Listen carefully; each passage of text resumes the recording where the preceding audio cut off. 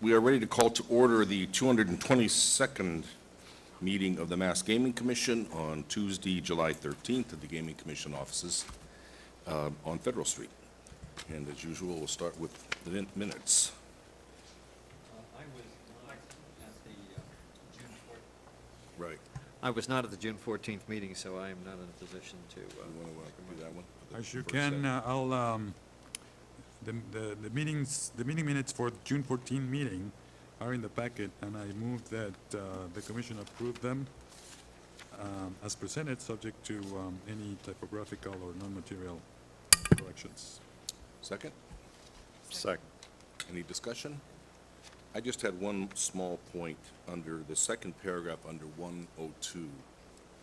When I was characterizing Senator Rosenberg's comments about the automatic disqualification of gaming service employees, it says he did not mean to automatically disqualify gaming service employees, and he is reluctant to amend the statute. That should mean C, but he is reluctant to amend the statute.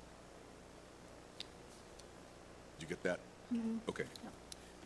Tiny, but sort of meaningful. That was it for me. Anything else? All in favor? Aye. Aye. Opposed?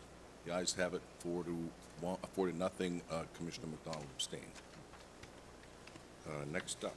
Okay, with regard to the minutes of the June 22nd, 2017 minutes in the packet, and subject to a correction for a typo that I found at the 1:36 p.m.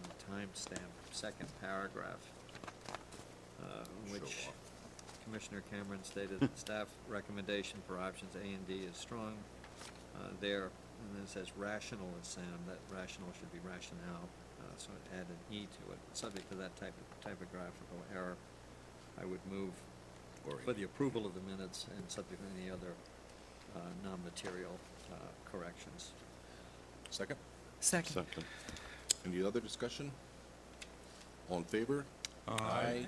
Opposed? The ayes have it unanimously. And that's it, right? Or is there a third? No. Yeah, I think we only had, despite what the one agenda said, we only had one of two them sets. showed, We'll yeah. do the next Okay. set, next meeting. All right, so then we will go to item number 3, the administrative update. Director Bedrosian. Sure. So before I get to CFAO Lennon and the closeout of the 2017 numbers, just wanted to report that from an operations point of view, we had a very successful race at Suffolk Downs last weekend. Thank you to Dr. Lightbound and all the seasonal employees who go up there. I understand licensing went very smoothly, and the races were well attended. The weather was good, except for some slight rain towards the end of the race on Saturday. And as a reminder, there will be 2 more weekends, the first weekend of August and the first weekend of September for racing at Suffolk Downs this year. Great. So that is it. So now I will turn it over to CFAO Lennon. Thank you. Good morning, Commissioners. Good morning. Good morning. I'm joined by Maria Batari, our Revenue Director. And, Good morning. Morning. and we're here to give a preliminary closeout of our fiscal year 2017 budget. As you're aware, we have accounts payable period open until August 31st. So these numbers may shift a little bit, but we can give a pretty good estimate right now of where we'll end up. In your packet, you have what is usually presented on the web with a few more columns, so I'll just walk down. The first column you have is the initial projection, which the Commission approved in July or June of 2016.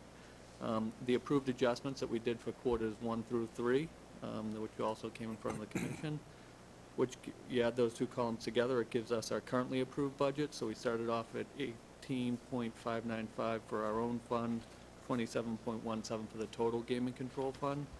We ended up at 18.366 for a budget and 26.95 for the total gaming control fund.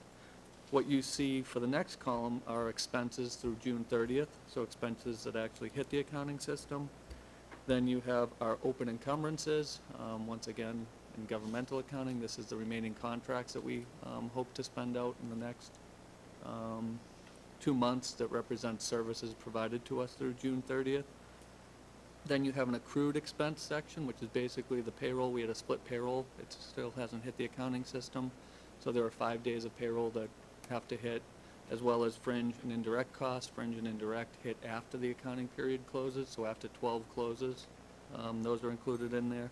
And then I have one final column of potential liability, which is basically taking in all of the remaining encumbrances for the A, C, H, and J object classes, A, C, H, J, and U, and then taking the 10% multiplier because that's what would hit for indirect if those totally spent out. When you get to the bottom line, we had currently approved 26.95 budget, and it looks like we'll spend out 26.85 of that. On your second page, thank you. On the second page, you have our actual revenues. So that's what we're anticipating for spending. Revenues, we actually projected to bring in 27.17 million. We brought in 27.19. Revenue's a little different on the state side. We work on a cash basis, so anything that comes in through June 30th is what we do. Anything that comes in after that is credited towards the next fiscal year. So you'll see that we ended up above where we hope to be. And the main reason for that is we got a lot more money from our licensing division and our IEB through their investigations and actually billing for the additional costs on top of the $15,000 fee for primary vendors and the $1,000 fee for key employees. That's reflected down under the miscellaneous 0500 revenue source code as well as under the Phase 1 investigation collection. So if there's continuing to do suitability invests for qualifiers under one of our licensees, we actually get to bill for that. Now that is much higher than the extra 19,000 we brought in. If you look, the other areas that we went down were under the assessment. We had a $60,000 estimate in there for tribal gaming, which never came through. And then we also had a $50,000 grant potential if the tribal went through, and we had to give out grant money too. That never came through. So those two revenues never came through, but they were offset by the additional licensing revenues, so we still hit our target. All that being said, you take our currently anticipated spending of 26.85 subtracted from our revenue of 27.19, and you're looking at a bare minimum of 340,000 that we will be reverting this year. Now, I take a look at all of our open encumbrances. I don't think we'll liquidate all of those, so I'm putting a conservative estimate of only liquidating 95% of that, which means 5% would be added to that reversion number. That's another 147,000. I feel very comfortable saying to you at a bare minimum we will revert 487,000 this year, and that number may go up. Once again, we have until the end of August to finalize these numbers, but just giving you a preliminary closeout. My team did a lot of work this year so that we could actually present this. We usually don't come to you until October, but I think we've gotten better over the years at just tracking contracts, tracking encumbrances, and tracking payments, so we can come to you with this information. And Commissioners, I would note, traditionally when you have the final number, I think in the past, we have then credited it to the licensees in the next year. One potential option, I think, is maybe using some of that money for a different purpose, and you'll see item 5B, MGM Gaming School presentation later on the agenda, so just, I would say, keep these numbers in mind for that presentation. And that wouldn't be precedent setting either. I mean, we did that in fiscal year 14. If you remember, we carried forward some of the expenses and didn't credit back all of the revenues. So there is that option if you decide to make it a fiscal 17 budget item. Great. Thank you for that summary. Let me just highlight a couple of things for the record and maybe for. So the number. Enrique, I'm sorry, Commissioner, did you hit? I'm sorry. Thank I you. thought it was the number that represents 5% of the open encumbrances, 147,000. Yep. Is 5% of the 2.9 million? Correct. Okay, so it includes everything. but there's a proportionate amount of encumbrances between both the regulatory costs and all other costs. Correct. If you look at the majority of it, so the majority of it is coming out of the MGC regulatory costs and then responsible gaming, which are two areas we have a pretty tight control over, Yes. and two areas where we manage those funds. Yep.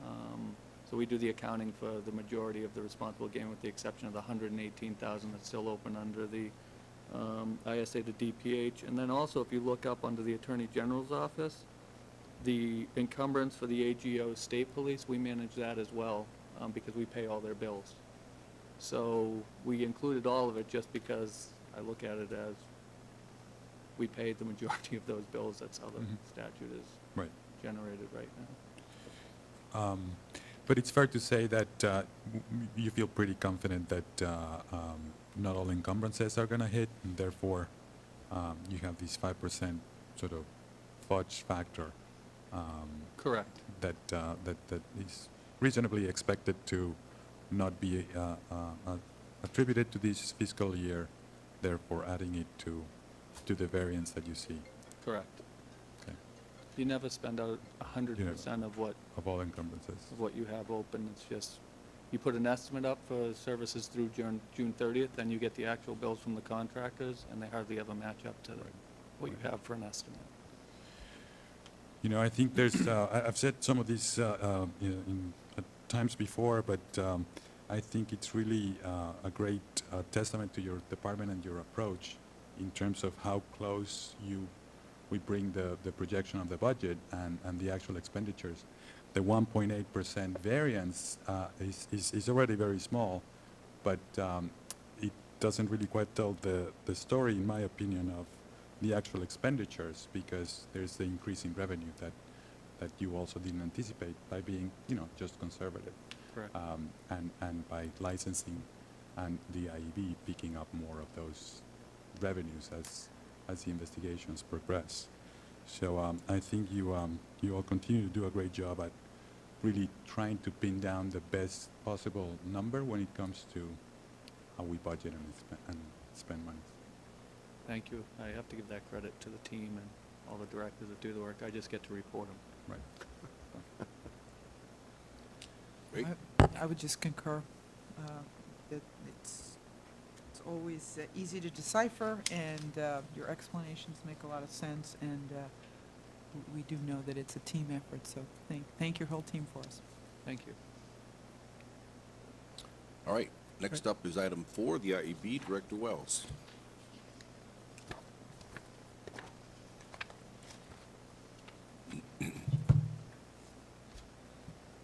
So with me this morning, I have Pat Mandama from the law firm of Fox Rothschild, and also Jessica Cunningham, who's the MGM Resorts VP and General Counsel from the, legal counsel from the, from the Las Vegas headquarters.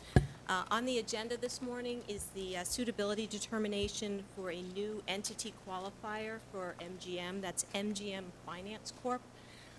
In June. So last month, the IEB was notified of its intention to create a new subsidiary corporation for the purposes of lending approximately $350 million to Blue Tarp redevelopment for the construction of the casino out in Springfield.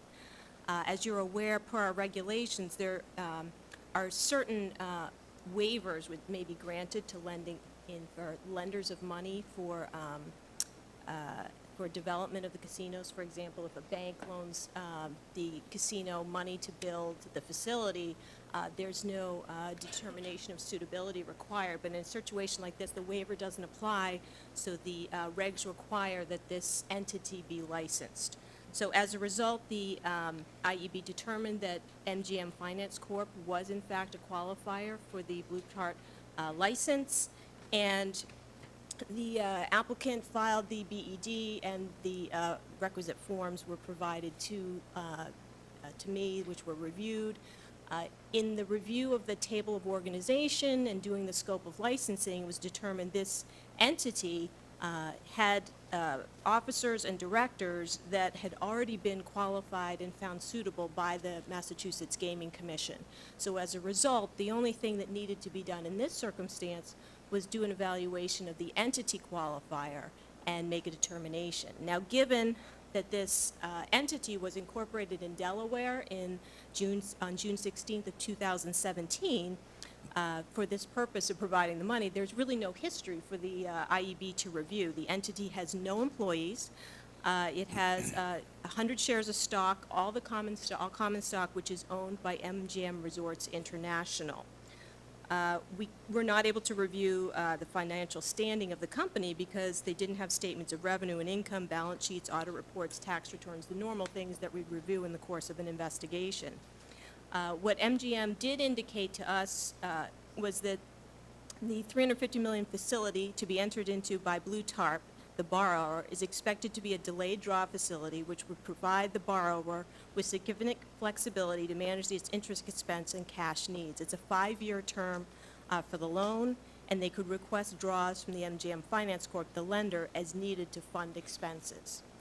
So, as MGM Resorts International is a holding company, it typically does business by creating subsidiaries, whether it's an LLC or a corporation, in order to do their business. And the funds utilized for the proposed financing are expected to come from a combination of MGM Resorts International's cash on hand and their established revolving line of credit that they already have from Bank of America. As I stated, the facility is a 5-year delayed draw term loan. The expected guarantees and asset securities are consistent with other commercial loans of this type.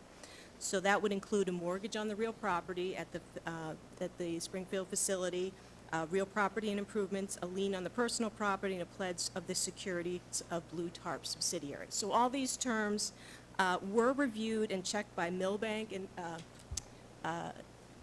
I think that Attorney Mandamba can probably give you a little information about what Milbank is and why that's used to determine sort of these the consistency of these terms as in the open market.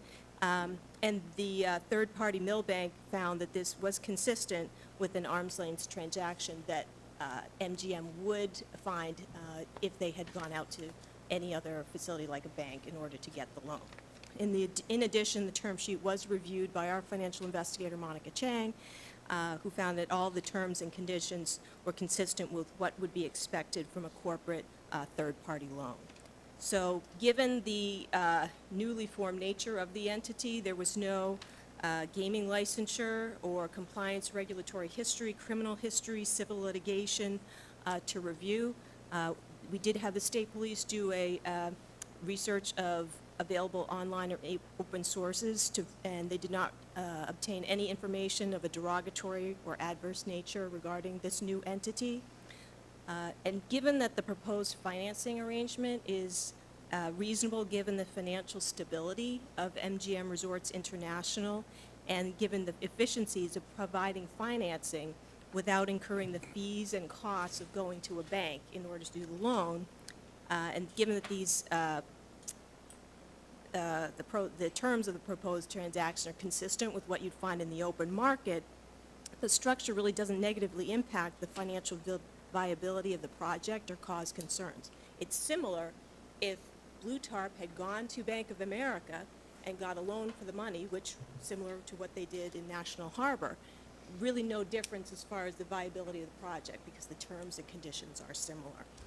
Given that the entity is going to be subject to ongoing suitability, we'll be monitoring if the entity is used for any other purpose and checking to make sure that that's consistent with suitability requirements.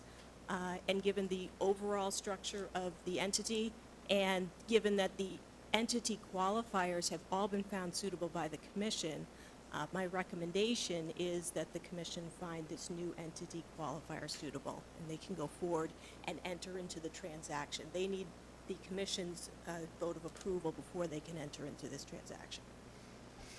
Thank you, Director. I had a question for VP Cunningham. Okay. I just made note that this is the first time you've set up a corporation like this. For example, MGM National Harbor, you did not use a program like this. I was just wondering why, for this project or why at this time it made sense? So for National Harbor, we did use the button right there. That's about that. There you go. So for National Harbor, we did use a third-party lender. We have a syndicated facility with Bank of America.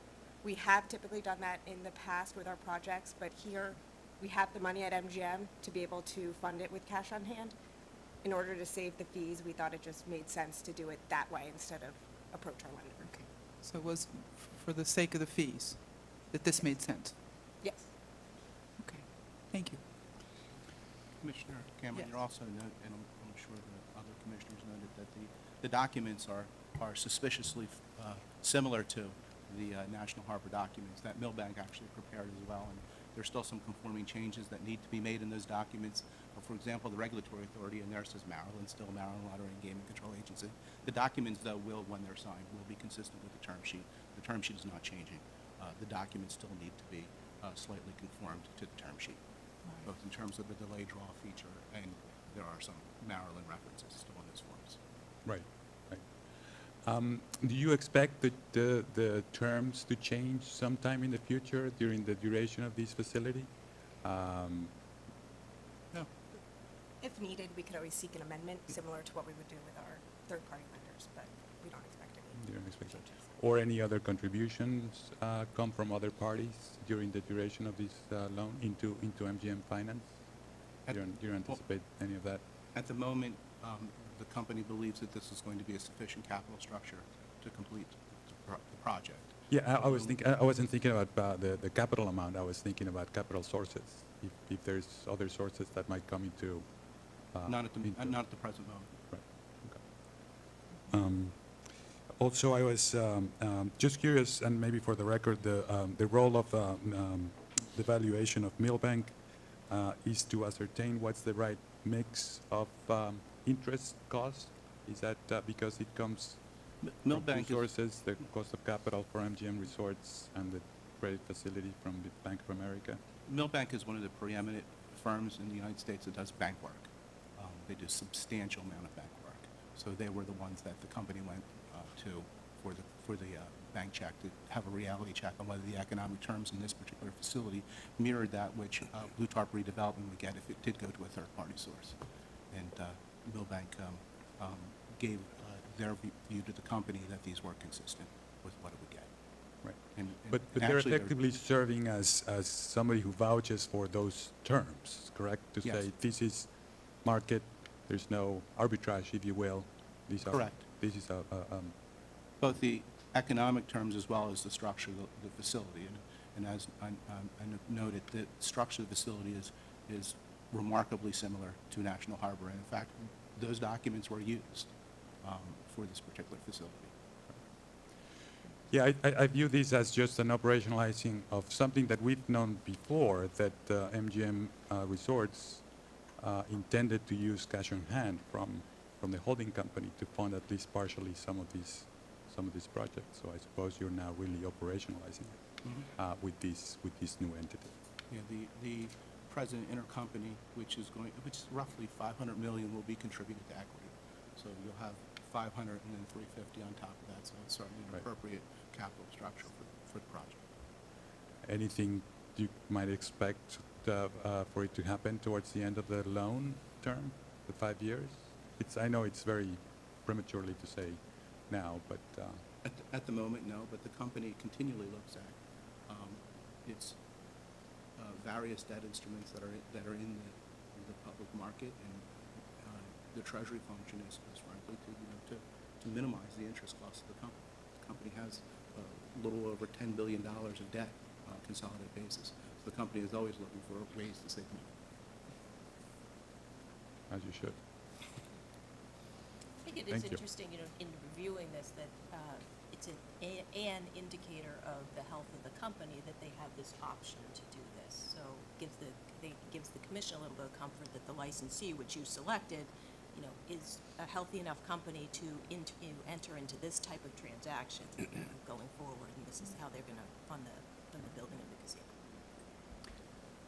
Is there a reason, kind of given the recent reorganization, the creation of a regional operating structure for MGM to manage the casinos kind of east of the Mississippi, so to speak.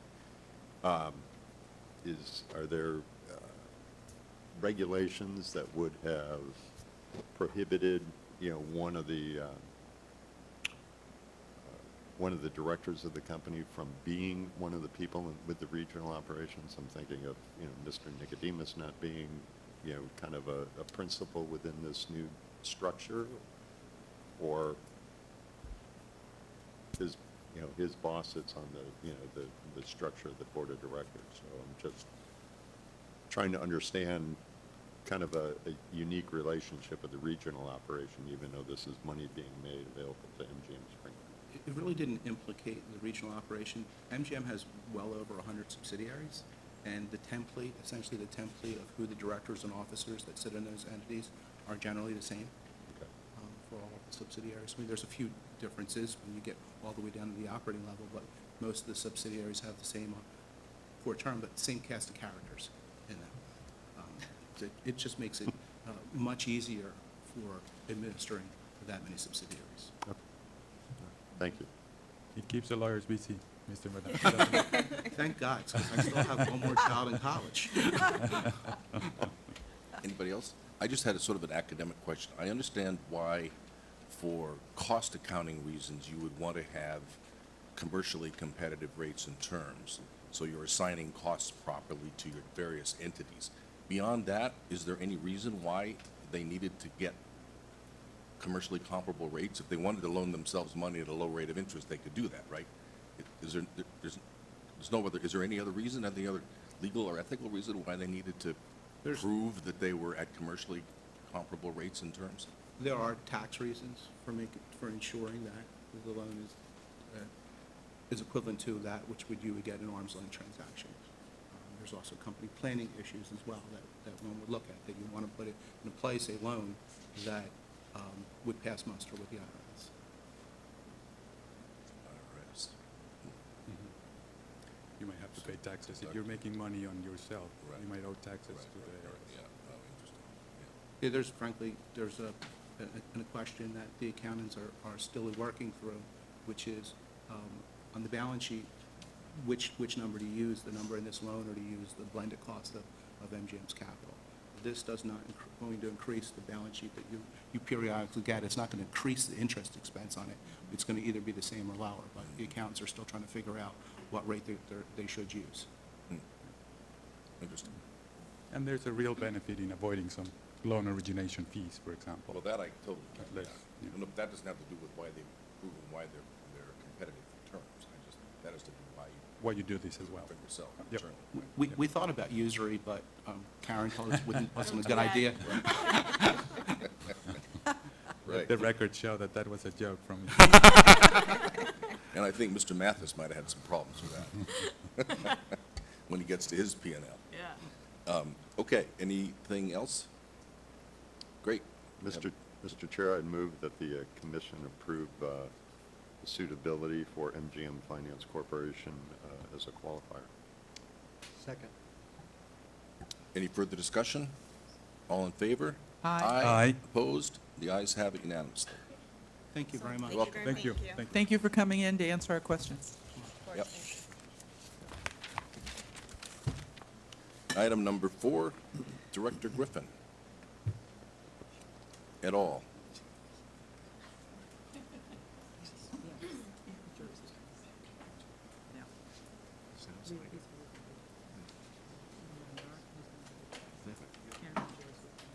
Say yes? Karen and Joyce.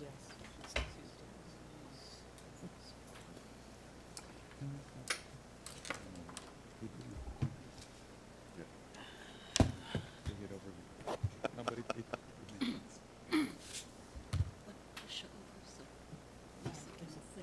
Oh, okay. Good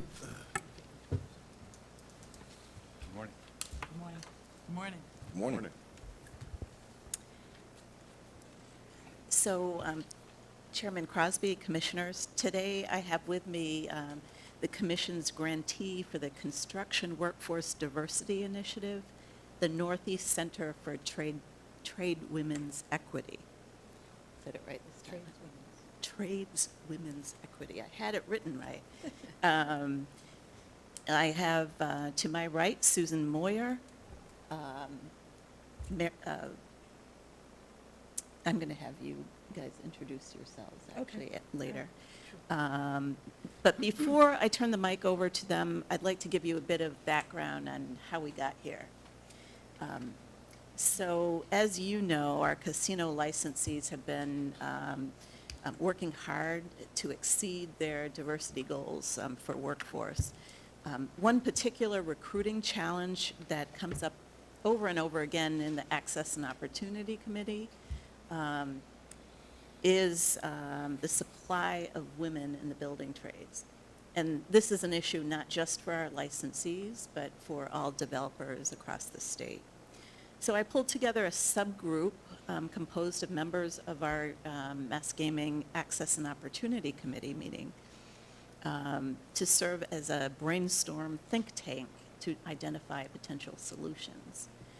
And MGC helped that group to define the need and clearly outline the path to a solution, a strategy that involved advertising to women, primarily focusing on women of color in and around the casinos, advertising that the building trades is a viable career for women, and to also assist them in navigating the 17 different union trades with varying recruitment schedules. MGC issued 2 RFPs to facilitate the 2 identified needs. One RFP focused on a communications advertising campaign, and the Commission and the Northeast Center for Trade Women's Equity have partnered with the marketing firm KHJ Brand Activation to develop a full brand concept and comprehensive communications campaign. And while we're working hard with KHJ, we're not ready to reveal the exciting work at this point. But if you take a look at the logo, you can see they pro bono developed that logo, and you can see some of the quality of that work in just that short or small piece there. We also released a second RFP aimed at identifying a pipeline navigator, a single point of contact to help women navigate and understand the application requirements and deadlines, et cetera, of the various trades. It has inspired the creation of a first of its kind statewide alliance composed of individuals with decades worth of expertise as the policy group of tradeswomen's issues. And this group comes with a proven track record of advancing this issue of women's equity in the building trades. The Commission awarded a grant to the Northeast Center for Tradeswomen's Equity, or NCTE, to increase women's participation and retention into the building trades. Massachusetts is nationally recognized as a leader in its efforts and its commitment to employing more women in the trades. And our hope is that this innovative initiative will capitalize on this momentum. So as we continue working hard to finalize the development of the communications effort, we are very hopeful that other organizations and entities who might also benefit from this effort will team up with us prior to the launch of the campaign to help us spread the word. We're creating the resource, but the obvious critical component is letting as many people know as possible that this resource exists. And we need to do that through an aggressive advertising and marketing campaign. So with that background, I'd actually like to turn it over to members of NCTE and have them introduce themselves. Thank you, Jill. I'm Susan Moyer. I'm the director of the Labor Resource Center, director of research. I was the director of the center for a long time. I'm the director of research for the Labor Resource Center at Umass Boston, and my research is focused on the issues of tradeswomen and diversity in construction. I'm a co-convener of the Policy Group on Tradeswomen's Issues, which is my large-scale participatory action research project. Good morning. I'm Mary Vogel. I'm on the Board of Directors of NCTE along with Susan. And I'm also Executive Director of the Building Pathways, Building Trades Pre-Apprenticeship Program, which trains women, people of color, disadvantaged young adults to enter into an apprenticeship in the building trades. My name is Kate Harrison, and I came on board with the Northeast Center for Tradeswomen's Equity this May as the Pipeline Navigator. I'm working to create an intake and referral process for potential tradeswomen identified through the KHJ marketing campaign and guide these women through the path to a career in the building trades, potentially starting on mass gaming construction projects. And prior to NCTE, I worked to launch a pre-apprenticeship program called Run Hope Work in Washington, D.C. And this program was unique because it integrated fitness and running into the pre-apprenticeship experience. And Run Hope Work trained for non-union jobs in the finished trades, so I'm excited to be working with NCTE and their union partners to get women into good jobs with good wages that turn into full careers.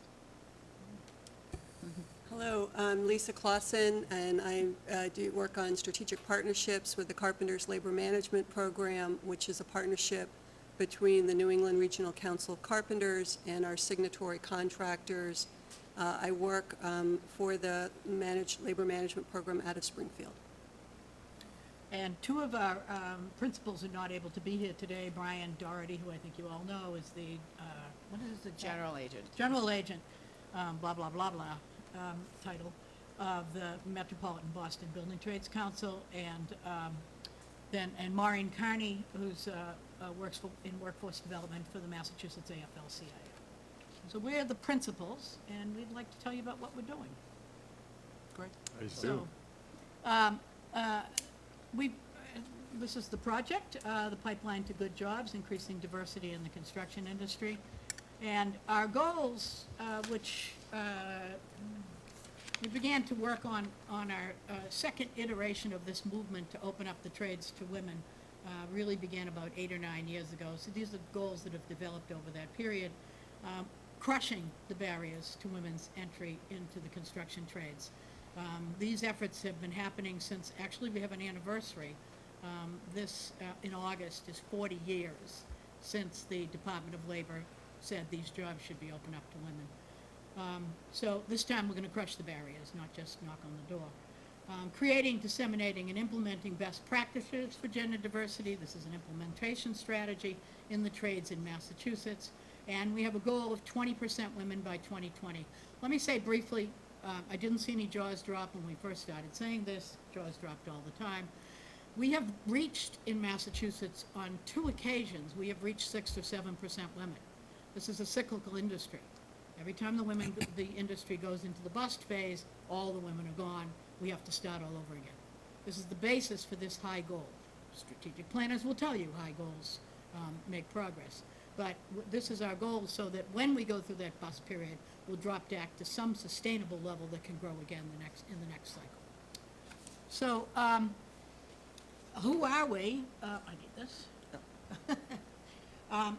We're actually a collaboration of 3 organizations, or 2 organizations that have been working on this, as I say, for 9 years, almost a decade now.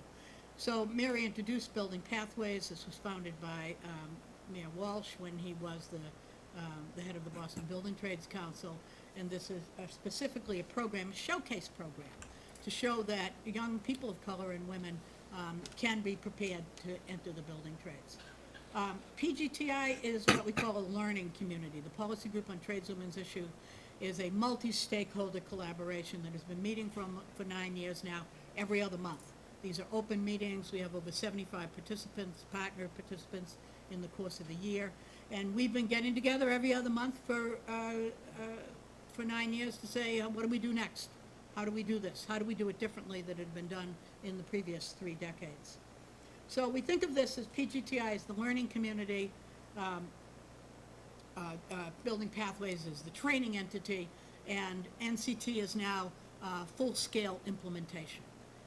We are in the verge, we are a nonprofit, we're on the verge of, we've got a lawyer who's doing the pro bono. We will have IRS nonprofit status very shortly.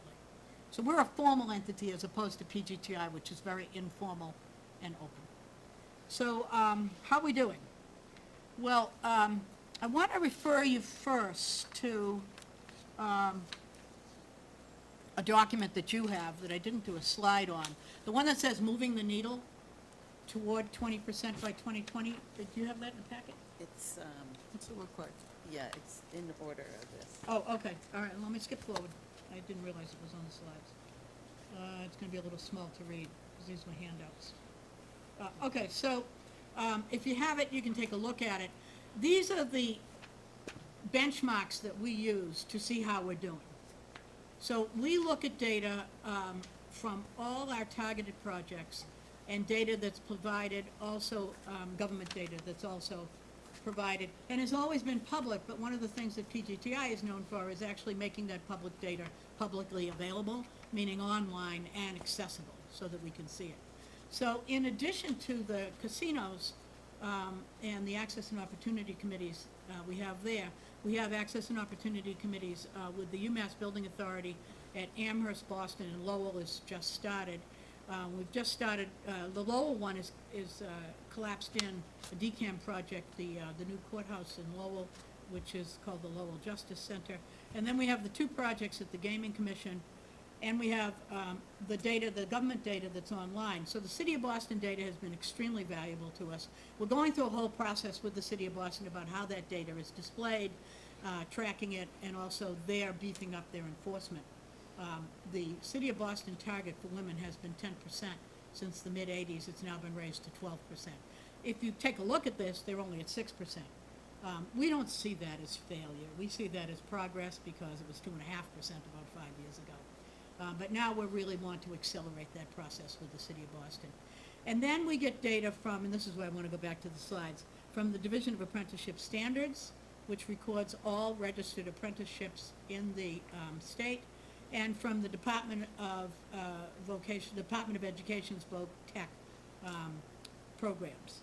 And I want to emphasize those for a moment because they're going back now, because that's the future of this 20% by 2020. Excuse me, can I ask you You a may, question? please. Just going back, on the moving the needle, this government data, City of Boston.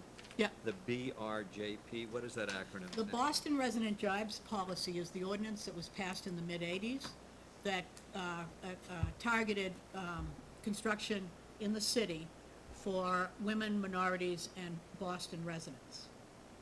So it's called the Boston Resident Jobs Ordinance, or the Boston Resident Jobs Policy Office is the office that maintains it. This ordinance is unique across the country in two aspects. One is it covers all construction in the city, except construction done by the state. It's an interesting exclusion that refers to the Umass Boston project. All construction in the city, all the ordinances around Springfield, San Francisco, they cover construction done by the city. So BPDA does the construction, well, BRJP does the construction, I don't really know. Who does what? I'm trying to bluff here. Since the mid-'80s, there have been these two pockets. The BRJP coverage enforcement and the BRA, which is now called the BPDA. You see how that comes off my lips now quickly? It's taken a year. These are going to be merged. This has been part of the problem. There's only a few people, I think it's 7 or 8, who actually know who does what in each of these, and really enforcement was very low in both of these, which is why the numbers are so low. But now the data is going to be merged, the enforcement efforts are being merged. The city is being very aggressive about making this work. Excellent. Well, I'm gratified that it wasn't a dumb question. No, it was a really hard question. One thing I want to say about the state projects not being covered, Governor Patrick and who would have done it with him? DCAM. It was Governor Patrick and Frank or Marty Walsh. And the labor movement. I think it was. When the UMass Boston, the rebuilding started on UMass Boston, they negotiated that it would be project labor agreement, meaning all union, but that the Boston targets would be covered. That project would cover the Boston, that was a big exception.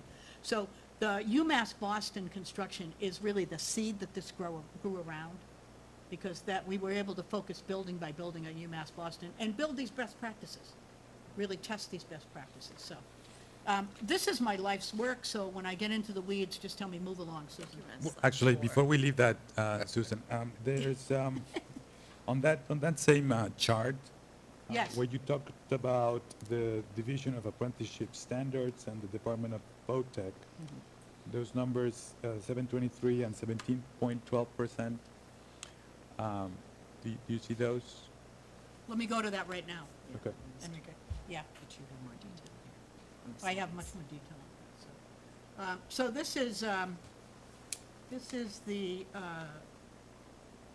this is the Registered Apprenticeship Program data from the Division of Apprenticeship Standards. So if you look across 2012 to 2016, you can see how the minority numbers have grown slightly, not significantly. The numbers of women and the percentage of women have grown dramatically. And we know that in 2010, 2009, these percentages and numbers were much lower, but there is not good data. So the good data really only exists since 2012. But you can see the trend that the numbers of, the percent of women has grown from 5.2% to 6.6% overall, and the numbers of women have grown from 180 to 489. The union numbers are at 7% and 25% people of color. And the non-union numbers, this can be separated out in the data from the DAS, and the non-union programs are 3.9% and 17% women of color. So this is the increase in registered apprenticeships since 2012. Total apprentices has grown by 40%. Total numbers of apprentices in the Commonwealth, registered apprentices, has grown by 40%. The minority apprentices have grown by 80%, and women apprentices have grown by 170%. So this is the pool where we're going to find the future workforce when we say 20% by 2020. The, also, well, I'll get to it. I'm going to jump around. I'm going to stay with the slides and jump around later. I've got another slide that shows a little more detail on this. So this is the Voc Tech data, and Commissioner, if I haven't given you enough detail, please ask me again. So this is the Voc Tech data. The startling thing for everybody who looks at this is that of the students who are in construction-based programs in our vocational technical schools across the Commonwealth, over 17% of those are women. So this is where we can get the women who are going to populate this industry in the future. That was exactly my question. Is that essentially the supply side? And are you Well, we're looking for an older supply side immediately, but I think that it all makes more sense if you can see the backfill on it. Yep. I'll give you one example. One of the unions that was just recruiting for one of their programs, for their training program, had 6 women applicants, and 3 of them had come out of Voc Tech schools. One of them hadn't graduated yet. It was May, and she was going to graduate in June. Mary and Kate and I met with the elevator constructors the day before yesterday, and we didn't know this. Everyone has, their minimum age requirement is 18, unless you're in a Voc Tech school and scheduled to graduate the next June. You can be 17 and apply to the elevator constructors. So, but we're also, the average age of apprentices, people entering apprenticeship now is 26. So we've got a gap in there between that 18 to 26 age. And that's what we're really talking about. We're going to get to the pipeline. That's the population we're going to look at the pipeline. Okay. But we want you to know that we're looking down the road. This isn't just, who can we go out in the street and find right now? We have to have a backfill on this to really make that goal of 20% realistic. And we do have the backfill. We have found them, and they are there.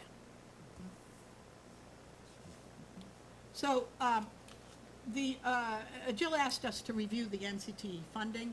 So, we had PGTI, we'd been doing that for 9 years. All of our work was done in kind.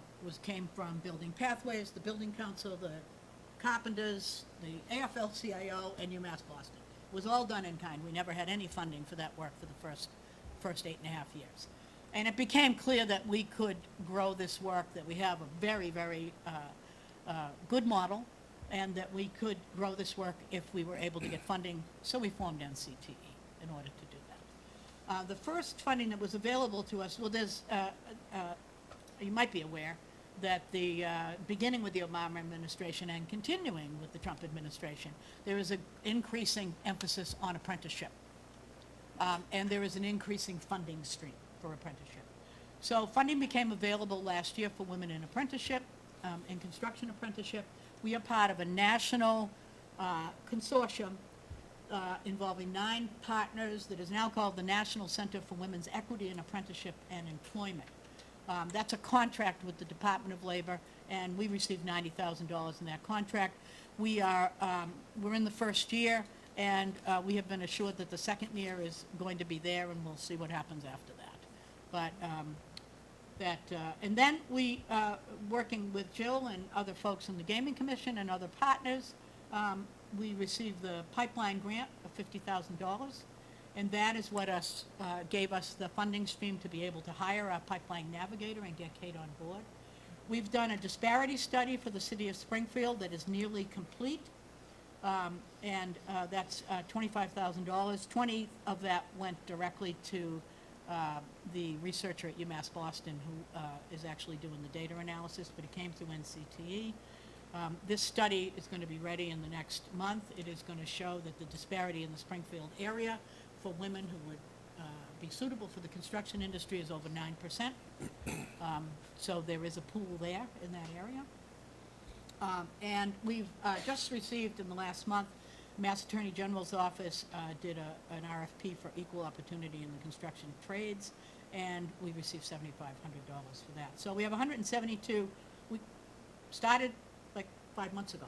We have $172,000 based on our history, but also based on that there's motion on this. There's momentum and there's funding for it. Plus our in-kind contributions from labor, especially office space. We're now sitting in Building Pathways office in 2201 Washington Street, and we get immense technical support from them too. So what have we done so far? In terms of your funding, what you gave us, what have we done? We have hired our pipeline navigator, Kate Harrison, and we were very, very fortunate to find Kate. Incredible experience, relevant experience to us, to what we're trying to do. We've set up our office. We've created an outreach display, which is, you know, a tablecloth and a thing you put pictures on and things, because we go to career fairs. We want to attract people to think about this. We have set our first monthly open house. We're setting up a tradeswomen's speakers bureau. We've had our first meeting of that. Our second meeting is scheduled, and we're going to have monthly outreach sessions in our office in Dudley, and our first date is September 5th. We'll do outreach for that. Our plan is for the first 2 or 3 of those to really be pilots, see what works and what doesn't, how can we get women in the room, and where do they go next. We'll have tradeswomen at that to talk to the women about what the job is like. And well into development, we've got the logo and the website for the public transit campaign that Jill alluded to, intake and referral procedures, reciprocal relationships for cross-referral with partners, and, as I said, the Speakers Bureau. And so let me show you a little detail on that. Kate is the prime mover on this, is their intake and referral flow chart. You have this in a bigger version, so you can actually look at it. But the essential components that we're looking at are the outreach. How do we get out there and let women know that this is an option for them, feed them through the website we're developing with KHJ and Jill's office into an intake procedure. We're going as tech as we can, because this needs to be easy for a population that works on their phones. And it needs to be easy on our end, because we're hoping to really blow up the world with this, and so we don't want to spend a lot of time doing data entry and then correcting the manual data entry. Candidate evaluation, and then we're a referral system we're looking at this as a three-bucket system. Women are gonna walk in the door who should be referred immediately to Building Pathways or to to an apprenticeship program. I missed the building today, was thinking about something else, walked around, met a woman who was getting out of a truck for landscaping. Landscaping hasn't been on our list, add that. So there's gonna be people out there who are immediately ready to make twice what they're making now, and have the skills to do it. And then there's gonna be a population of people who need something. So you have to have a license, really, you know? You don't have a license, you know, where can we get you some resources? We're developing partnerships to refer people, you know, to what they need to get. We're not gonna be a social service agency. And then there's gonna be people who are not gonna be suitable to construction. And we're working with partners for a cross-referral system. So for instance, the Fairmont project along the Fairmont line is doing something very similar to what we're doing, but different kinds of jobs. So we're already meeting with them and developing a relationship where they can send us that landscaper, and we can send them the woman who's gonna be a cashier in an office in Newmarket. Hey, Susan, real quick, yeah. the step 3, the assessment. Yeah. Is that a tool you've used previously? Is that something new that you're incorporating? We are still working on it. Right now, it is defined very subjectively, based on what we know. But, you know, Mary's, in Building Pathways, has done assessment right along for the last 5 years. So we can draw on that. There are other, we're looking at Chicago Women in the Trades, has a whole shop, a whole floor of a warehouse where they do training for women, and they have an extensive assessment process. So we'll draw on what's been done and been successful. It will, to a certain extent, be subjective, at least in the pilot stage, and then we will refine it. Okay, great. It can't be any, it's not gonna, there's no hard lines here, you know? Gail, you know, you might be a construction worker, I don't know. I could do the job. You could do the job. Absolutely. That's right. And other people might look at you and say, she can't do the job. But if 3 of us think you can do the job, we're gonna, She's already been a pipeline navigator in the state police in New Jersey. That's right. You guys think you have trouble. you know, we had a candidate recently who's older than you think a construction worker, an entry-level construction worker should be. I'm not really sure if she's gonna get by the guys, but she's strong, she really wants to do it. So, you know, there's a lot of processing goes on. There's also some objective criteria in terms of their eligibility to enter into an apprenticeship program. So, Yeah. you know, we are certainly looking at their compliance with those criteria. Yeah. So do they have a driver's license? Do they have a high school diploma or GED? Do they have reliable transportation? Do they have childcare? You know, those kinds of things, so. Drug I'm- Well, testing. drug tests. I'm Yeah. also looking, I've already conducted one focus group with the Sisters in the Brotherhood Carpenter Women's Committee, so I'm going to get input from focus groups with tradeswomen in the field about what they think makes an effective tradeswoman. We're speaking around the barriers. I was very interested in, and I love your terminology about the barriers. What are you gonna crush them? Crush the barrier. So, I just like to Yeah. hear a little bit more about those barriers and what the crushing is going to entail. Well, we've been crushing. Our founding document is called Unfinished Business. It's on our website. We'd love for you to look at it. It's a review of over 20 years of literature on why women were not getting into the building trades. And the conclusion of that study is women were not getting into the building trades because men were keeping them out. So the biggest barrier is tradition, male workplace, sexist behaviors are obviously like the high bar that everybody sees, but also just a male-dominated workplace that isn't comfortable with having women around. So, again, I'm on my way around, and I see they're putting an addition on the pregnant building, right around the corner. If you grew up here, you know what the pregnant building is. The Bank of America. The Bank of Boston building. Yeah. They're putting a whole addition on the back. So there's a guy there from local 223, Laborers 223, and he's south of State Street, which means out of his jurisdiction. So I say, hey, what are you doing south of State Street? 223 is north of State Street, 22 is south of State Street. So he just gives me a little smile, and we have a chat.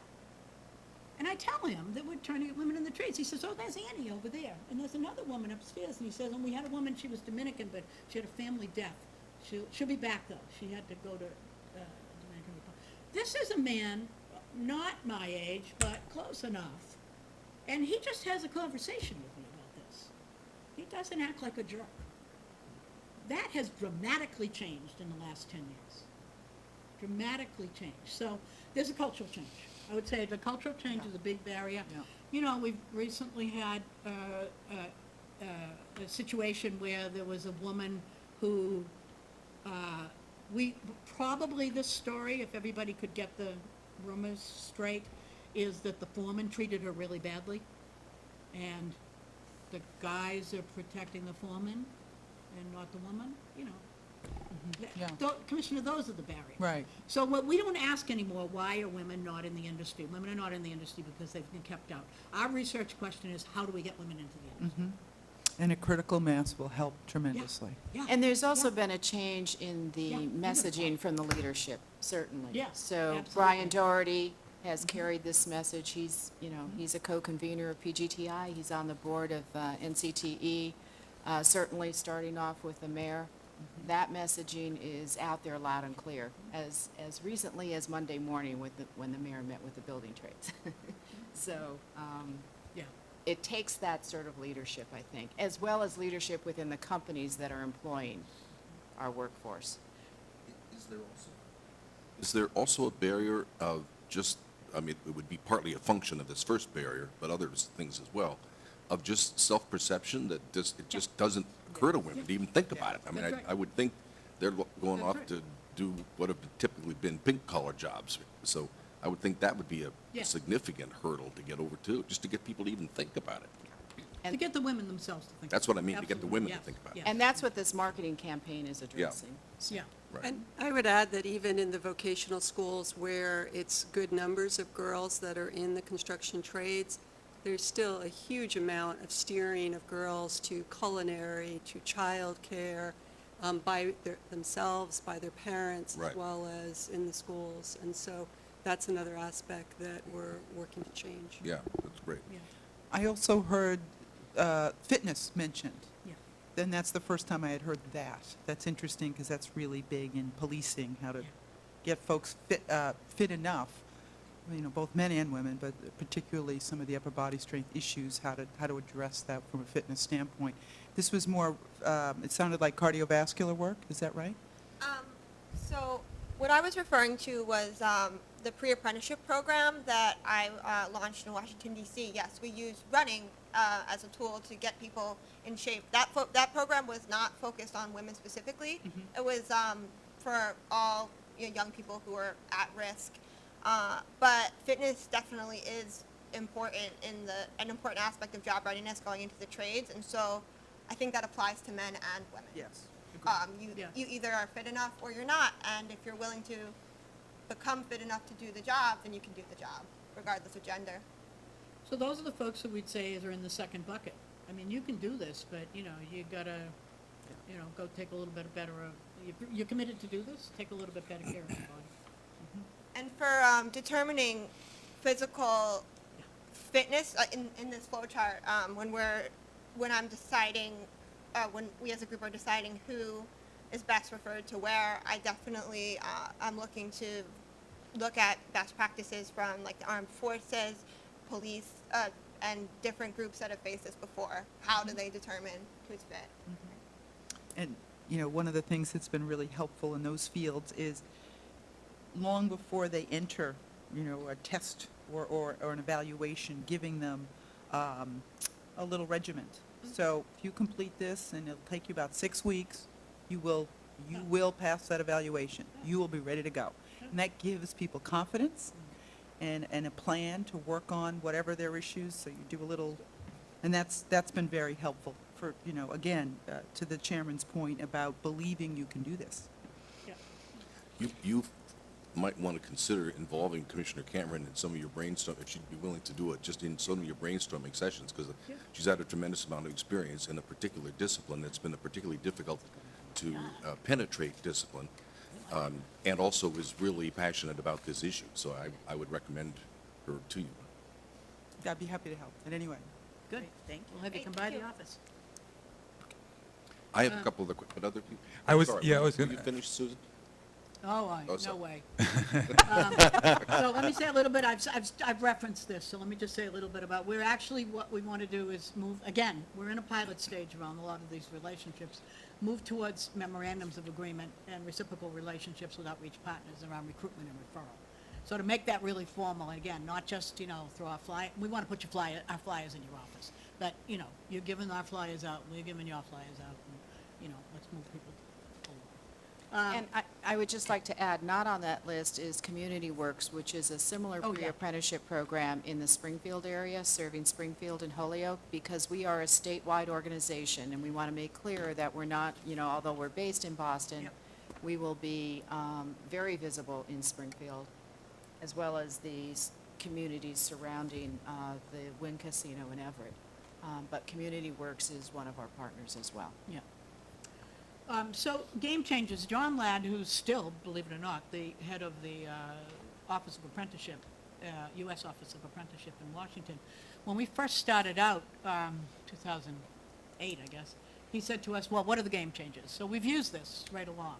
So these are some of the game changers that we have worked with our contractors on the demand side. Pre-construction diversity meetings, labor participation, diverse core crews. Core crews is really big. We're trying to get women in working for a subcontractor so that she will move from job to job to job and not have to go back to the hall and go to the bottom of the list. But these, I emphasize, are game changers that are directly related to the funding that you provide us with. Women first. What we finally have seen, which probably we should have woke up to before, is people look at diversity as minorities, women, or minorities, veterans, and women.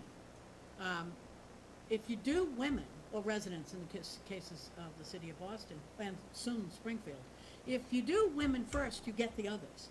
Because the majority of women who are going into this industry are women of color. We have the data to show that. And in Boston, the majority of those women are residents of Boston. They're still low-income residents of Boston, and in 5 years, they may be in Randolph or Stoughton. But right now, they are living in Boston. So we're trying to get the contractors and to really think, let me get the women first, and then the other numbers will come into place. Let me say that the disparity study that we're doing for the city of Springfield shows that veterans are actually overrepresented in the construction industry. Not a problem. You got plenty of veterans. Count them, be happy.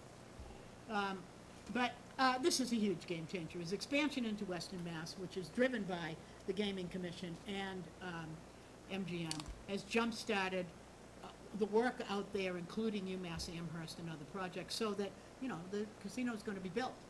We need things for people to work, places for people to work after that. The casinos are a prime drivers of the demand side of supply and demand. And in addition to, the pipeline, let me see how we put these in here. Again, I showed you this, the increases in women. This is the Voc Tech data. This one I wanted to show you because if you, anyone questions the value of project labor agreements in your projects, here is the value. The union side of the house is doing much, much better on bringing in women and minorities to the trades. The numbers are dramatically different. Let me get one I can read. 7.23% women and non-unions 3.78, almost twice the percentage. You can see the difference, 39 women versus 47. The percent of women apprentices in the United States, in Massachusetts, who are enrolled in joint programs is over 90%. Percent of minority apprentices who enrolled in union programs is almost 90%. It's union apprenticeship programs, joint labor management programs that are actually changing this world. I showed you this. These are our data sources. You've seen the intake form. You have in front of you the case studies that, That's the one. the case studies that Kate has been developing on, so that we're developing case studies that will help us further develop the flow chart for intake and referral. And we thank you very much, and we hope to get more money next year. because you can see the work is huge, and you're going to be in this business for a while, so put out that RFP and we'll be at your door. Mr. Chairman, one question and then two quick points. There's a general emphasis behind this whole goal of making sure, Susan, as you referred to, when you hit a bus, that you don't go back to zero and have to climb back out of it in the next economic good time. Obviously, a lot of this interest can be driven by the just explosion in projects, at least in the greater Boston area. How much of this can also be driven by folks retiring from the construction trade, that kind of backfill that you need to kind of continuously do? Well, in Massachusetts, so from the decade 2012 to 2022, we have to fill 43,000 construction jobs, largely due to the retiring workforce. So Wow. there's a huge demand moving forward. And that's really getting, it's getting the contractors to hire them, but the critical point of entry there is the apprenticeship programs. And to get them to really think in terms of who they're bringing in. And a problem that we deal with is, in the booms, the apprenticeship programs don't grow, and then grow. And they are used to bringing in their traditional population.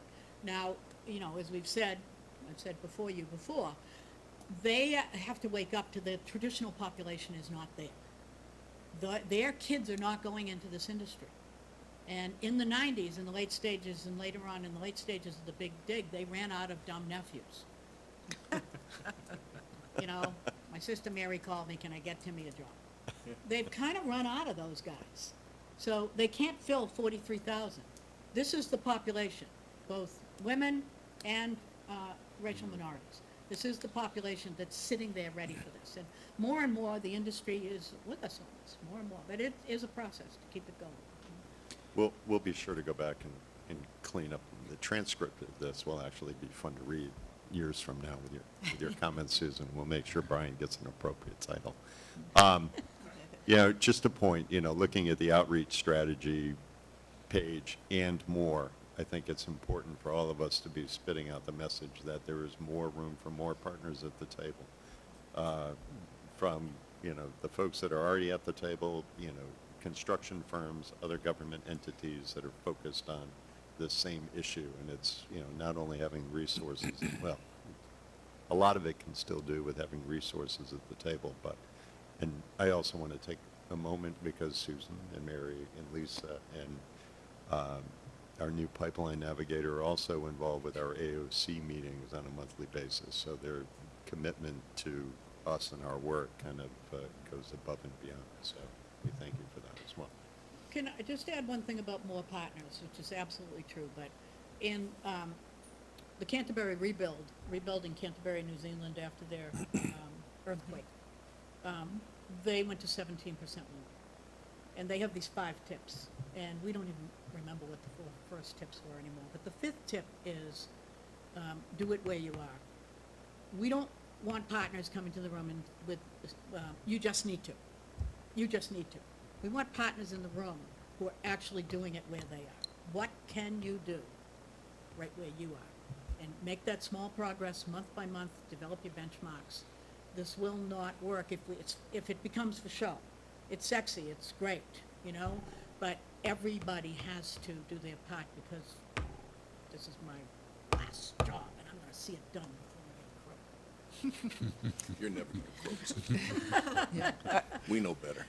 I just want to thank you for your passion, your commitment. It's really apparent. But I also want to thank our licensees, because I actually see a commitment from the licensees and the folks they have put in charge, both WIN and MGM, the folks they have put in charge of trying to keep these numbers and encourage, and make sure their contractors are doing that. So I think, getting back to partnerships, I haven't seen the folks mail it in, frankly. I think they are taking it seriously. I'd like to build on that, Commissioner Cameron, because you sort of anticipated something I was going to say, that, how things like this change come about is an interesting phenomenon. And number one, it always takes passionate and ruthless and relentless champions at the outset. And in our situation, we started out, frankly, with Susan and her partner in trade, Liz Skidmore, who inspired us when they came in that first time to our meeting in the convention center and really got us informed and impassioned even beyond where we were, but informed way beyond where we were, and have really helped us kickstart this whole thing, the AOC process. So it started, honestly, with Liz and Susan. Commissioner Stebbins and Director Griffin bought into this right from the start and became passionate and committed to it as well. Our licensees, your point, to their incredible credit, you know, I mean, they're regulated, yeah, we're looking at them, yeah, but they really bought into this and made it an honest commitment. Mary Kate and Mary Kate Murrin and Jenny Peterson from Wynn and MGM, or MGM and Wynn, have been really, really dedicated to this. And then, frankly, this group too, you know, we've been supportive and willing to put money on the table. And all of those things built from where you began gave it an opportunity to turn this finally into a real funded program that has potential to get real traction. The Gaming Commission is going to be out of the construction business in another year and a half or 2 years, you know. But we're in this because this is an important and right thing to do, and we were able to play a catalyst role following your kickstarts. And I hope we will be a part with our licensees of leaving a legacy behind. And I frankly take real pride that we've been able to contribute in a way to maybe really actually make a no bullshit difference in the way these numbers operate. But it's taken a series of steps along the way and a series of real committed participants to bring it to this point. So fingers crossed. Yeah, and I don't want to leave out Penn National because I think they made a real concerted effort as our first licensee. So all of them have really taken this seriously. And can I just add, the legacy is not just in Massachusetts. Because we're part of this national consortium, this is going to be a legacy. We are, you know, like a model state within the United States, and I think this will have far sweeping impacts across the country. Great. Well, if any of us can be in any way in helping you package that story, market that story, whatever, you know, let us know. You know, I did the research for the trades on the enabling legislation when there was still questions about, you know, will there be a PLA, what's this legislation? I have to say, so I'm very familiar with the legislation. I am so impressed with what the five of you have done about the social justice pieces of that legislation. If I had to name my research area, it's policy implementation. Too much policy, not enough implementation. And I've seen that, you know, I've seen it in India too, not just here. And the level of, you know, implementation that you have overseen in all kinds of areas when we come to the meetings and we see the other things you're doing is really remarkable. I've never seen anything like it. Well, Thank you. I have two questions. This maybe you're going to get to when you're ready to kick off the actual marketing campaign. But do we have the other partnerships already, the DOT, the MBTA, as well as, if possible, other corporations who will help us when we launch the marketing campaign with money and ad support and so forth? So our call out to partners was just that, and we're beginning to reach out, or we will be reaching out to some of those partners that you mentioned. So All right, well, that work continues. If this is going to launch in a little over a month or, you know, sometime in early September, there's no time to waste if we're going to try to, I don't know where you are in the process, for example, of MBTA cards and all those kinds of things, but if yes? Jill needs you in the rooms. Okay. Well, that's what I was about to say, No, you know. Jill needs you in those rooms. Right. Well, Because these, you know, we're talking to people who can't ultimately make the decision. It's going up and down and up and down. Well, that's why I'm bringing this up, you know, so if we can be of help, Yes. And if I can be of help in trying to close those loops, because if this is going to really launch with a big splash, we need help. And we need the T not to come back and say to us, oh, yeah, we'd be glad to do it, it's $100,000. Yeah. you know, and that's where we're kind of at. Yeah. You know, we need, and DOT, it's like, just, you know, Yeah. get it done. So Well, we've had some strong five. interest and need partners to come up to the table and actually commit. So we'd be glad to update you on some of those All efforts. right, well, Be- and recruit us if you Yeah. want. Before we break, though, I just wanted to. I wasn't going to break. I had one more Oh, question. okay, go ahead. For Kate.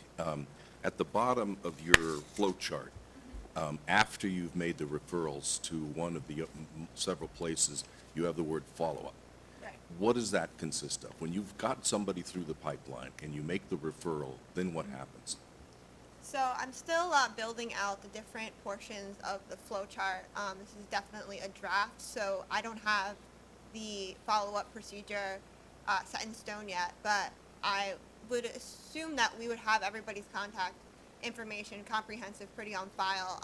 For folks that we refer to CBO services, people that probably aren't going to be ending up in construction jobs, it would be a less frequent and direct form of communication, something like a bi-monthly text message, so that they know that if they change their mind and they do want to go kind of back into the main portion of the pipeline, that Entryway is there. For people that have been deemed apprenticeship ready or close to apprenticeship ready, we wouldn't want to lose touch with them. So that could be something like a weekly phone call. The specifics of it haven't been fleshed out yet, but definitely we would want to keep those people on the line, and it'd be my responsibility to track potential tradeswomen who are close or ready and make sure that they don't fall off. Well, I've mentioned this to several people as this has been evolving, but I think that pipeline, including in particularly the follow-up, is such an incredibly critical piece.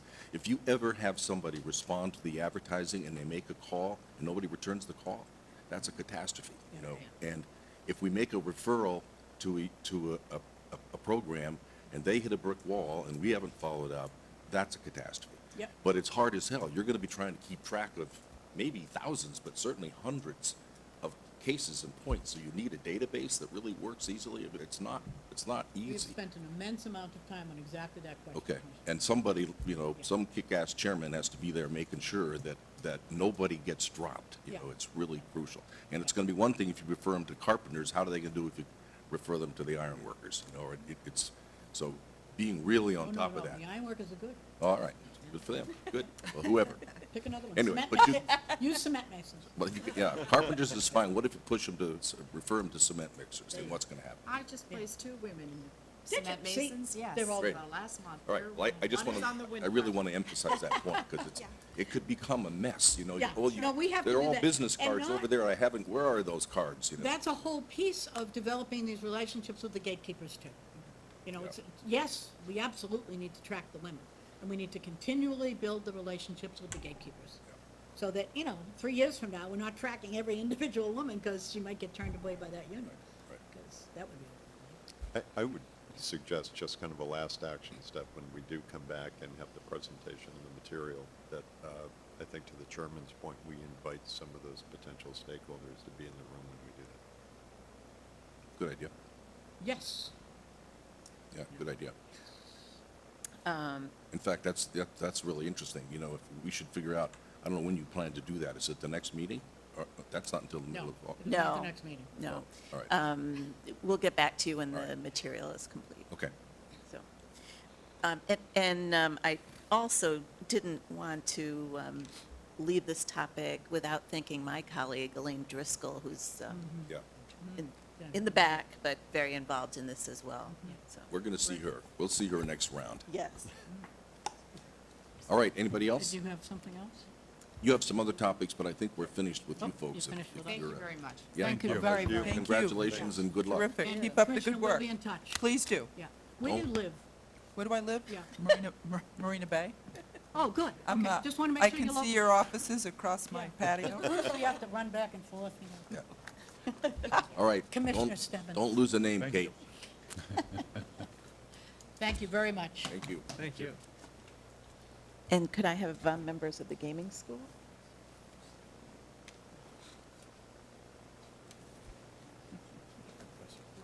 Yeah, very fast. Well, she's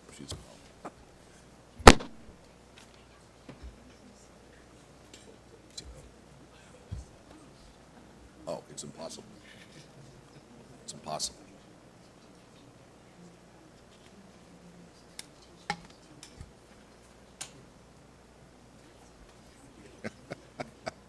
Right. We,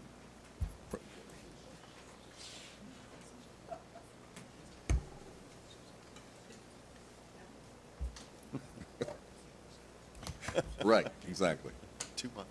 right. Okay, Wow, yeah. gas to thousands.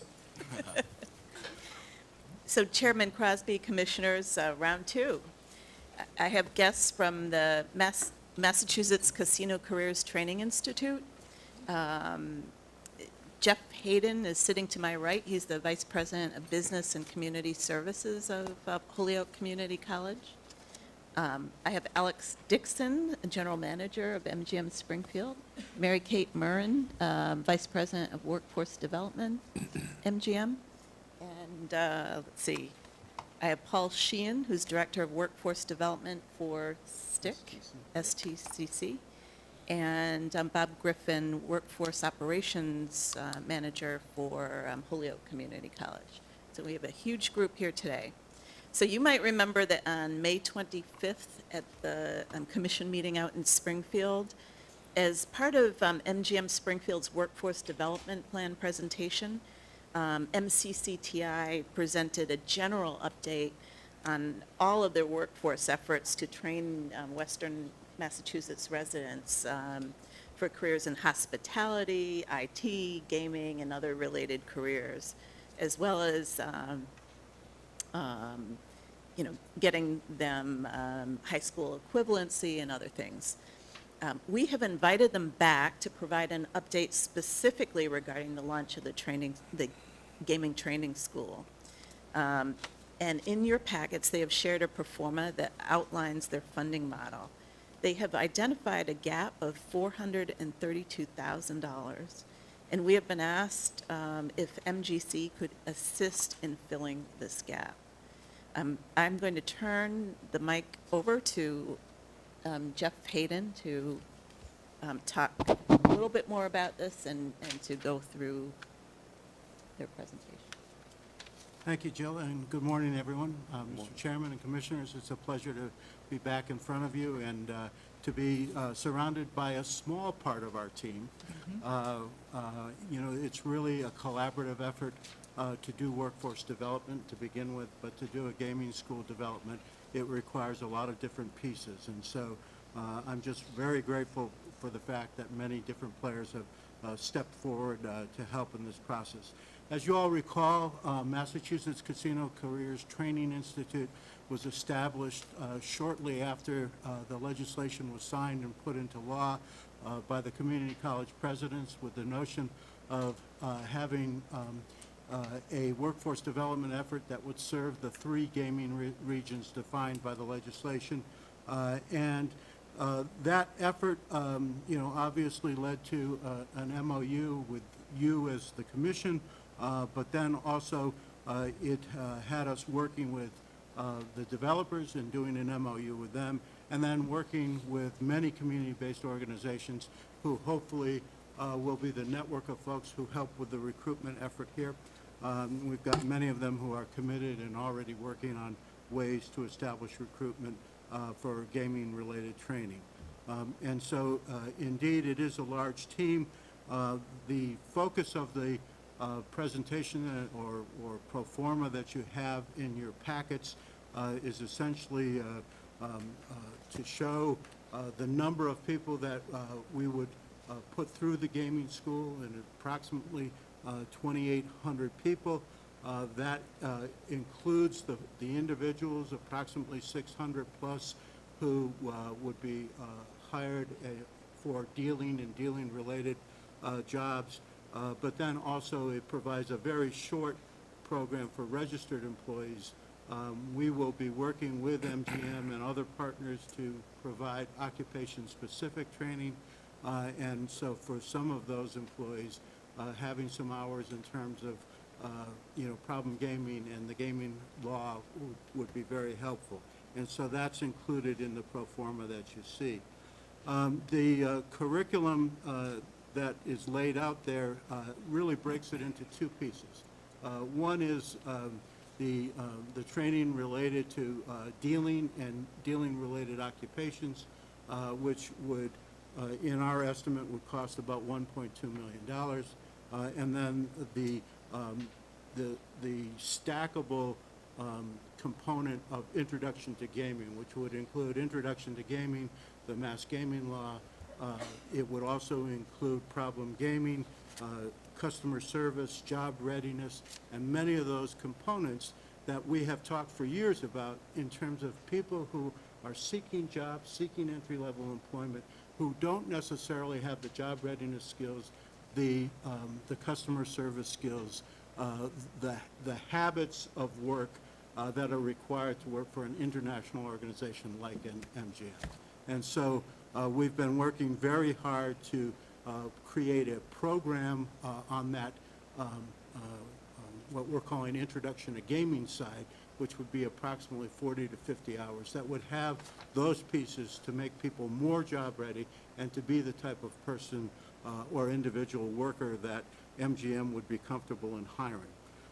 And so when we look at the curriculum, the gaming required courses, which are as part of the regulations, which includes problem gaming and CPR, and then also the games themselves. And so we are following very strictly the regulations that are put forward by the Commission in terms of the number of hours, all the different things that individuals need to learn, and doing that in a comprehensive fashion. And so that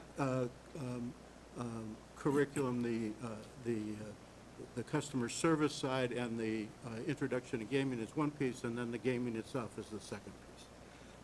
The total cost for the build-out of the gaming school, including the first year of operations, is $1.8 million. You will be seeing more about that when we submit our application for a license of the gaming school, and you'll see all the detail related to that. But we're pretty confident in that number. It might be 1.81, but it won't be too much different than that. And as I mentioned before, the gaming training accounts for about $1.2 million.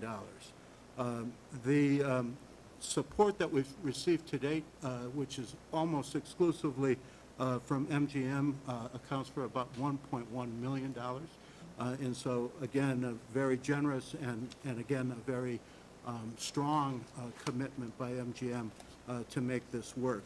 What we're suggesting in the draft that you have in front of you is that we use two sources to fill the gap.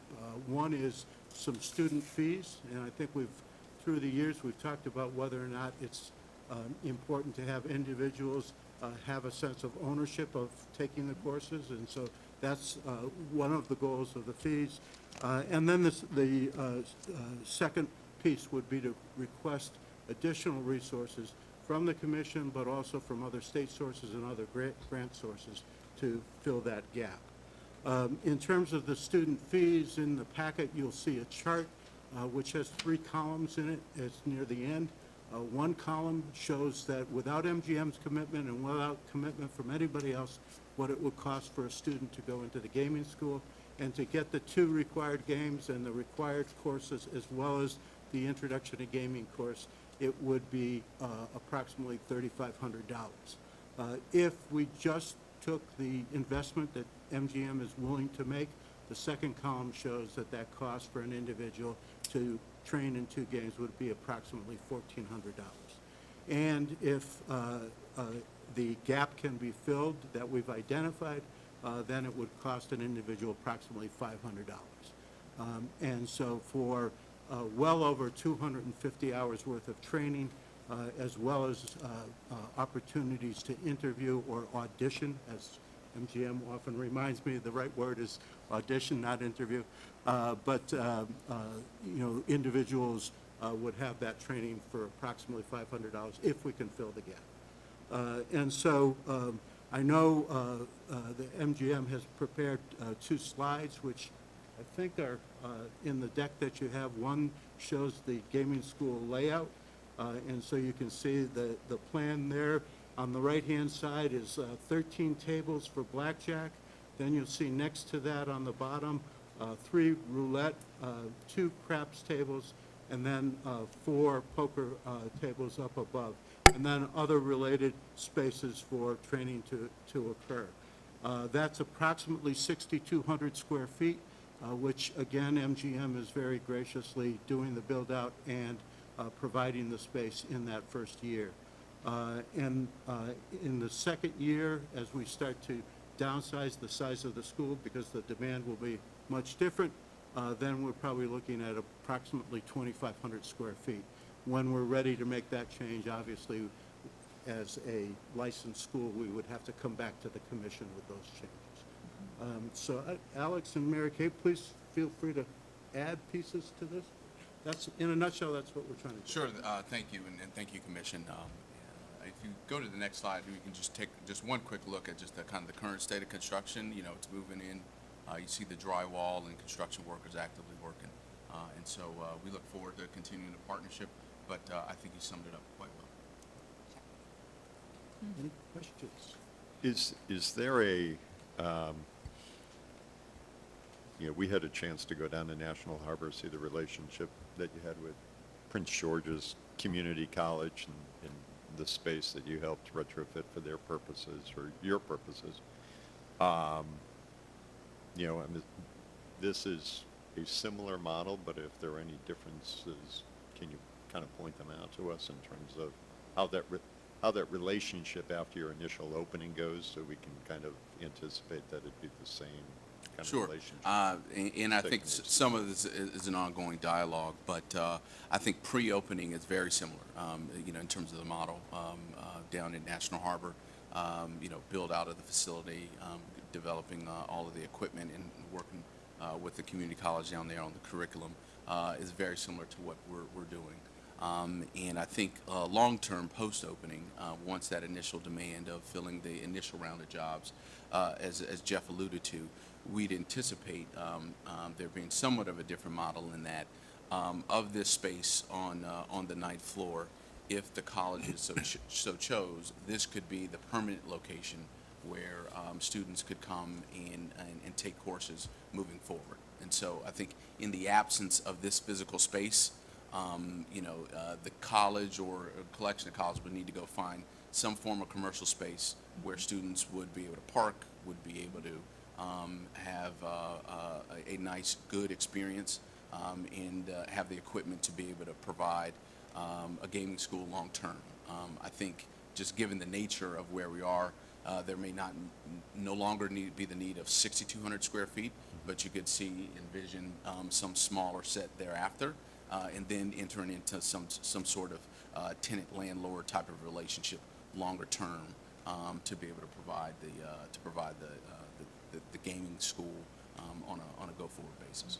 And one of the discussions that we had just yesterday was the need for occupational training in very specific occupations that will not go away once the doors open. Right. And so both colleges are currently convening and talking with one another about how to go forward after the demand of the opening is met. And so that might include the fact of delivering that kind of occupational training at this space. I mean, having it be in the casino complex, having it be in downtown Springfield with access to folks who need access to jobs, it would make a lot of sense. Future Works just up the street at Stick right next to downtown. Actually, I always say Stick is in downtown, but Springfield natives say I'm wrong. Sure. But it's a great opportunity for us to make connections. Some of our partners, New England Farm Workers, are also located in downtown Springfield, and so there's an opportunity to bring some of those community-based organizations into the effort as well. And, I'm sorry. Go ahead, Mary. Dr. John Cook, President of STIC, is not in attendance, but the conversations I've had, it is his intent to have a downtown presence, and he would love to stay and to Alex's point, is those conversations are continuing. And as you recall, from the workforce development perspective, our commitment to the city as they become team members of MGM Springfield and our diversity program, we provide high-set GED training, adult basic education as a way to progress our team members to better and bigger jobs. And by having the community college of 2 and the gaming school in our footprint just is going to make us more successful. That's their skill set. Let's, in a nice way, take advantage of that, being able to really put our employees in a place they need to be to continue through that pathing. So without, speaking for John, those are the conversations we've had with Dr. Cook. So that is the intent, and those conversations will continue to work out that permanent location in our house. I think it's great that you're looking past the immediate opening. You're looking towards kind of the loftier goal and direction of kind of a continuing education piece, not only for, primarily for your employees, and I think we all like the terminology used of you're not getting a job with MGM, you're getting a career with MGM, and thinking back to the RFA2 application page, one of the things that impressed us was the ongoing support for continual education, continuing to build your resume.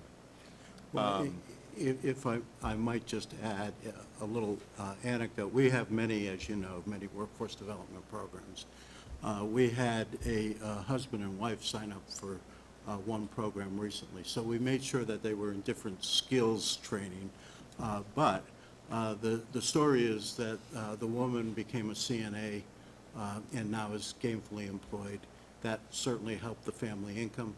And the husband is now also employed through a training that he took with us. And so as a family, not only have they become stable, but they both have careers, and they both have modeled a type of behavior for their children that's terrific. And that's the type of work that we do in workforce development and adult basic education all the time. As Mary Kate said, it is our wheelhouse. That's what we do. And so we think that this opportunity in partnership with MGM and many organizations will help us along that way. Jeff, you talked about, obviously this program is being used to train individuals who are preparing themselves to, as MGM uses the term, to audition for an opportunity with MGM. You talked about on page 2 your kind of anticipated recruitment target, your anticipated enrollment target, either from your experience or what you guys experienced in National Harbor. As the training program started off, what was kind of the fall off? How many people said, this isn't really what I want to be doing?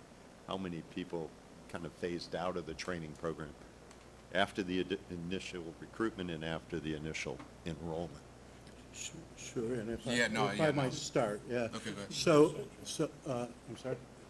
Yeah. We actually had a chance to study and look at what National Harbor had done, and we got information from them. Also, our experience in workforce development, is a pretty good indicator. And so that anticipated recruitment, again, just for the gaming-related jobs and a small portion for registrants, is fairly high, right, in terms of the number of jobs.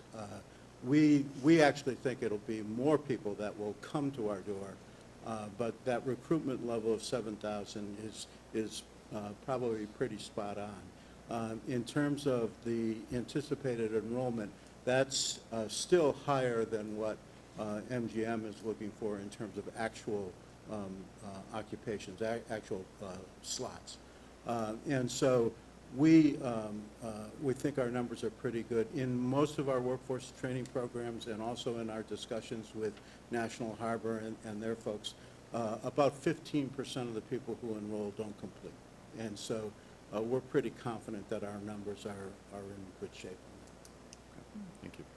Commissioner, I think another just way to think about that is from the employer perspective.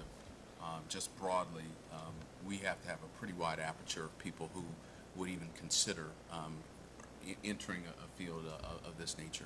Because in many cases, you don't grow up or you don't at high school learn, hopefully not how to deal blackjack or these things. So as you go on in life, I think you have to talk to 10 people in order to kind of get one person in order to be able to enroll in a school. And then of that person who enrolls, you're going to get that 15 upwards of percent who don't finish and then make it to that audition. So you really have to start pretty wide, and this will be the first opportunity where a lot of people have been itching for opportunities to join the workforce. And so Mary Kate's team will have the fortunate or unfortunate opportunity to touch a number of these folks, get them excited about potentially joining a career in which they know nothing about.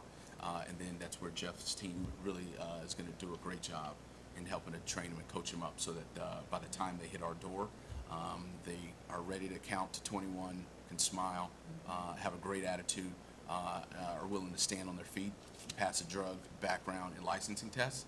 And all of those things are how you get from 10 to 1, if you will. And it's a quiet operation, and we're looking forward to working together to do it. I think the partnership is terrific. I love the idea of the training in your facility, a big, beautiful, new facility where people can really visualize, wow, I could work here. And one of the other things, both Win and MGM, I was always, when we were considering many applicants, both companies had a real commitment to invest in their employees. And I thought that was impressive, and I see that that's part of the plan moving forward. So you may start here, but you could end up in your career somewhere very different. So in this partnership, it really is a model. And I think we probably get the experience from National Harbor, some of the best practices, and look forward to it being very successful. Commissioner? I have a question on the gap that you identify.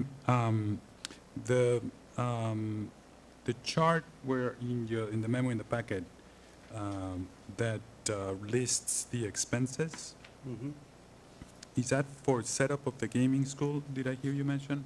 Yeah, The one on 95 State Street? Sure, so it's for the build-out on 95 State Street. I mean, we've included the costs of what MGM is contributing there.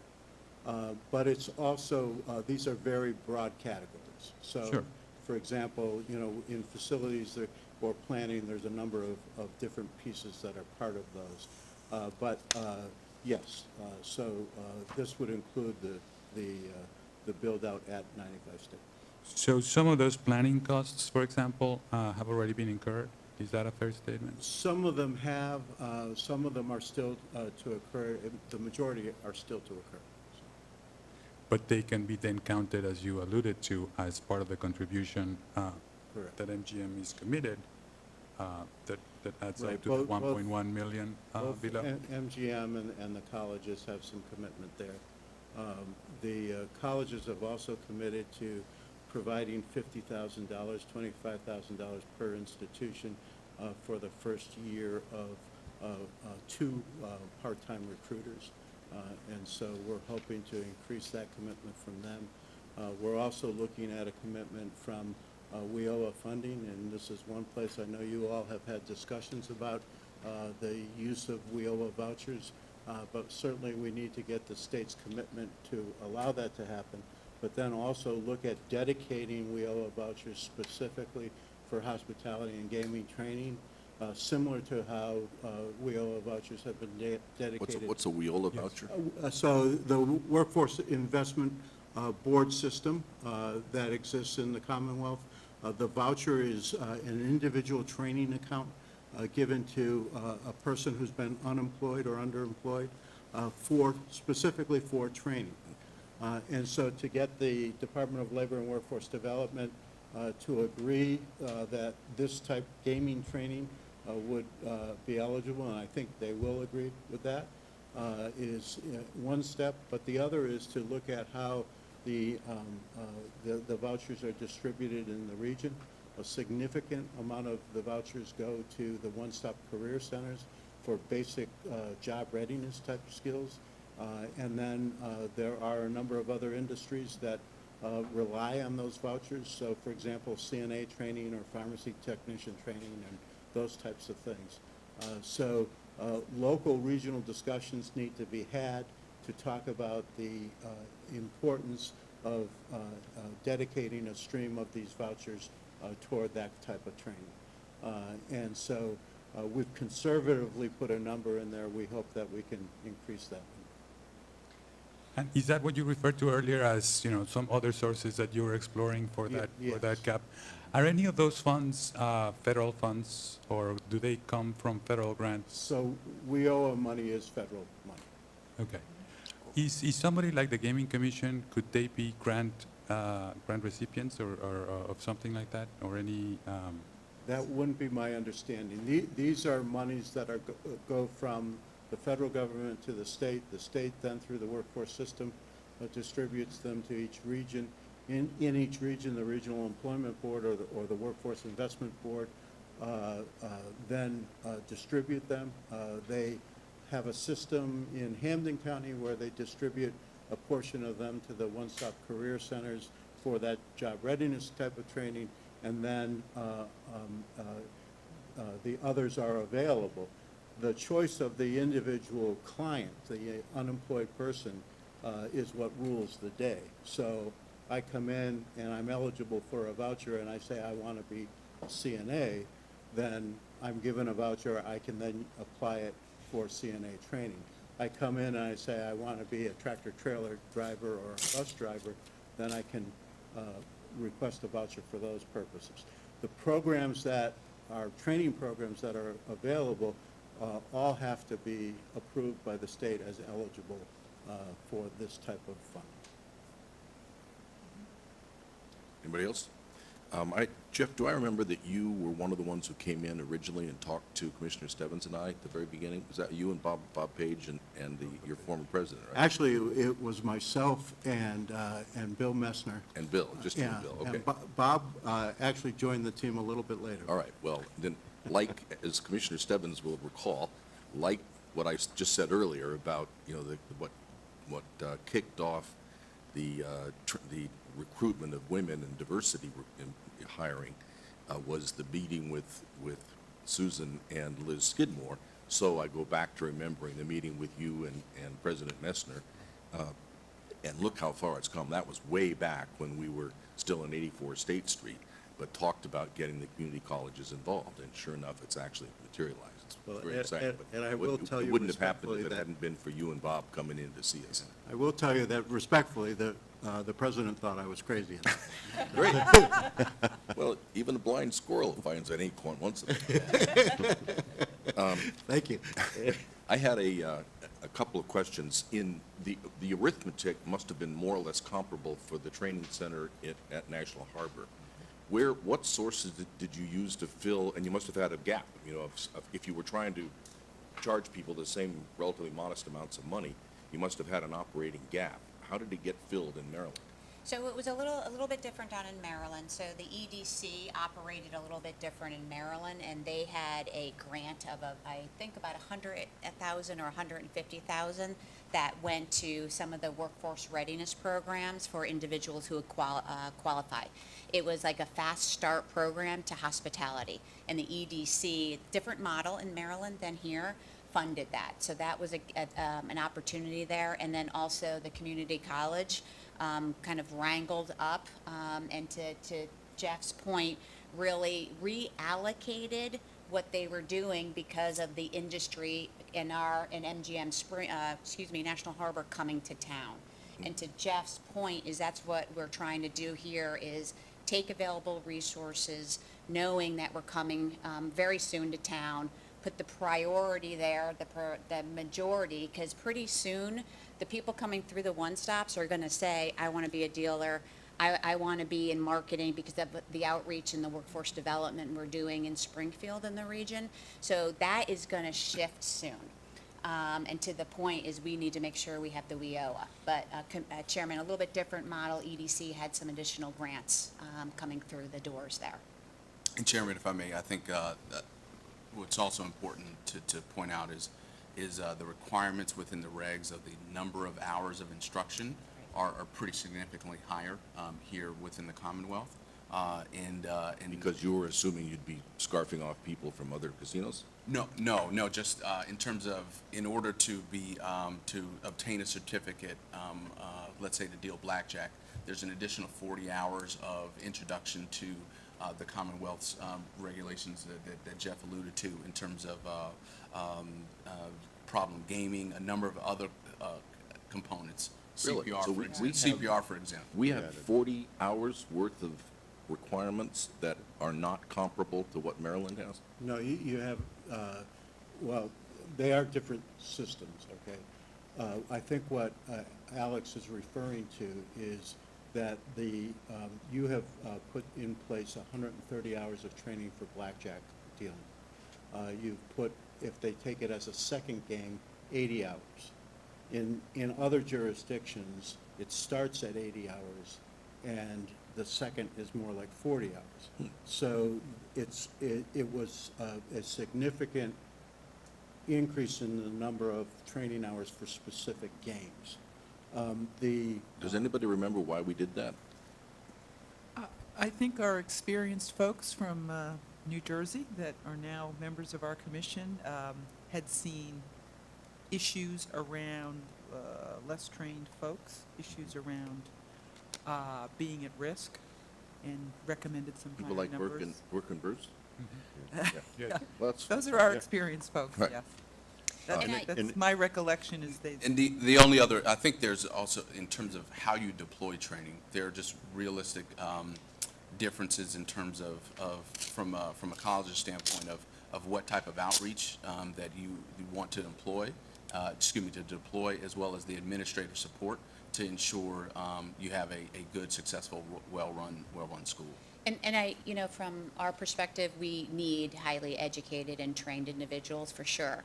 But really want to bring to the attention is that requirement is prior to even an audition. So the requirement of having that hours in CPR, I think there's value in pop-up gaming, but we take that on as an employer, and it's a very high priority for us to make sure we provide those services once you are a team member. So, I do have a little worry of how, we're going to kind of fit those hours, especially if they are not then offered an audition or get a job. They're more skilled for sure, so please don't get me wrong, and they can get something else, but it will slow down the cohorts and the pushing of people through the Well, school. that's one thing that I think we could contemplate changing. If the requirement is met, whether it's prior to the offer or after the offer, I, for one, Commissioner, would be, indifferent as to, why do we need to make it on the bigger pipeline than the one that you're ultimately going to hire? I love that suggestion, sir, so. You're talking to the people who could change it. Right, and exactly right. And I think, having taken a step back, have that conversation, because I can show within the training environment, once someone is onboarding, those would be met based on the training matrix that goes across the property Yep. from our perspective on compliance. So happy to have that conversation a little further down the road and bring that to you. I do think it's important to note, though, that, the charge that you gave us was that we wanted a net job gain, and we wanted to see people who have traditionally not had access to employment obtain access to employment. And so I think we need to be very realistic in terms of the amount of hours. Now, maybe the specific hours for a specific game can be changed or amended, but, the people who are in the labor pool need some job readiness training. They need customer service. They need those I'm not talking types about of those, Jeff. pieces. I'm talking about what hours Right. could be just simply shifted to what MGM picks up, simply by making the requirement one of prior to employment, not prior to the audition. No, great. I mean, that occurs to me is a net savings in this whole, because if you're offering it to the one that is really the candidate, as opposed to one who might drop off because there's a natural funnel, Yeah. And that's as a natural savings, isn't it? Yes, and that makes sense. As a community college, and our mission as a community college, both colleges, our goal is to train them as best we can and hopefully get them to an audition with MGM. But certainly if they don't make that level, then we're hoping that their job readiness and their customer service skills and other things will help them be eligible for other types of employment as well. And they will, because they would have had training. I'm still talking about, anyway, I made my point. No, but I had some, obviously I brought it up because I had some similar thoughts, but I do think it's worth thinking about, and I think the idea of having people who might not make it out of the pipeline but are skilled to go on to other things is really important, A.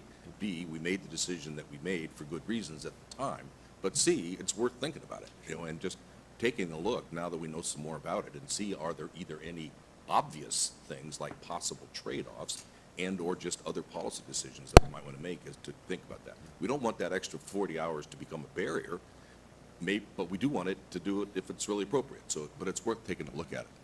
Yeah, I think it'd be worth, some of the requirements, even the CPR requirement, looking at the jobs currently posted on SkillSmart. CPR is a requirement for your security people and any number of folks. So, I'd like the idea of maybe going back and revisiting kind of the training hours themselves and some of those requirements. So if I might suggest, we'll get our partners together and talk about it, maybe get some information back to Jill. Yeah, and we might. And we have some internal folks who should be involved in that discussion as well. Right. So if we rely, particularly if we relied heavily on internal folks to begin with, that would be a critical piece of the conversation. But maybe Bruce and Jill could take that on as a project to just sort of help orchestrate a rethinking with all the various constituents. Great. Mr. Chairman, I think to kind of wrap this up, you mentioned this long-standing partnership we've had with our community colleges, and not only HCC and STCC, but Bunker Hill and North Shore and Roxbury are going to be a big piece of, the training effort with respect to WIN. But I think I want to, thank Jeff and his team and thank MGM, this pro forma and really getting down and drilling down and finding costs has been an ongoing conversation. I know you had some bigger fish to fry with opening up a $1 billion casino down in Maryland. 950. 950. You're talking about Maryland. 950. Oh, You're talking about Maryland. Sorry. But, it's nice to have, nice to have these numbers in front of us. And, I echo what Mary Kate shared with us at that meeting back in Springfield in May, is how do we keep the costs of this affordable so that we do have the investment of the individual and the student, but also understand that the folks that you're trying to draw in are people who may not have been participating in the workforce for a while or find themselves underemployed and are looking for this opportunity. I would like to suggest for the Commission's consideration that looking at some of the budget figures Derek provided to us earlier, we have a conservative estimate of a reversion of about $487,000 in change. That I would move that, the Commission consider setting aside $200,000 of that for the time being to go towards the operation of the gaming school, understanding that Jeff and his team are still pursuing some other sources of funding, revisiting the WIOA and ITA monies, as well as some other partners, and just kind of hold that money aside for the purposes of the gaming school, and trying to close that gap so that students don't necessarily have to make it up. So you've moved that we set that aside? Yes. Okay. Was that what the vote was anticipated for, the possibility of addressing some money issues? We did put a vote. Okay. Yeah, I see it on there, so good. Do I have a second? Can I have, before we do that, Before the second? well, no. Is there a second? Second. Okay. Well, I'll just note that the reversion, which would take care with your move being a partial funding, really belongs to the 3 licensees effectively, and this is a cost that's directly associated with MGM. So there would be that one consideration for us to think about. We've had those dilemma, if you will, in the past when assessing certain costs that, one might argue go to Plainridge, but come out of the funding of all the proportionate gaming positions. I want us to think, and maybe this is relevant for another conversation, but in the same update, if the Gaming Commission was able to get any kind of federal grant for these purposes, our indirect cost would be freed up significantly. So if I may, and I know I might be digressing a little bit, but I think it's totally relevant. There's $1.6 million in this budget, this year's budget, that went, that was assessed to us from the Commonwealth as part of the projected indirect cost, not the actual indirect cost. If we were recipients of a federal grant, that money would be closer to $100,000, which is the actual indirect costs that we should be paying, and that those are just rough estimates. So I've been thinking about, and I've had a couple of these conversations, a little bit more in the passing with Jill, but if we could be the recipients of a federal grant for these or any other purposes, but this is a fantastic purpose in my opinion, then that money in the budget that is currently 1.6 million would be down to 100,000, and would be freed up for these or any other purposes. So I would like to. This is why my question about the WILA vouchers might be. It sounds like we might not be an agency subject to those to that recipient, but if there's any other grant, federal grant that is, that this commission could be the recipient or co-recipient, I would really like for you to help us, Mr. Hayden, or any one of your network. Sure. I'm not aware of any, but I certainly will take a good look and see what we can unearth.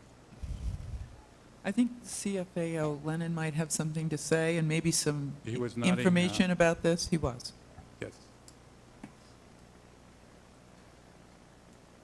And again, I preface this with maybe a conversation for a different time, but this has been in my mind ever since we had those discussions about the indirect cost. Yeah, we'd need to be a direct recipient. We couldn't be a co-recipient because ANF Bulletin 5 clearly states that if you get a pass-through or you're a partner, we can still be charged at 10%. In order for us to, and have the Comptroller's Office negotiate a direct rate for us rather than the 10% pass-through rate, we would have to become a direct recipient, and then we would enter into agreement with our federal cognizant agency, which would be the agency that's giving us that grant.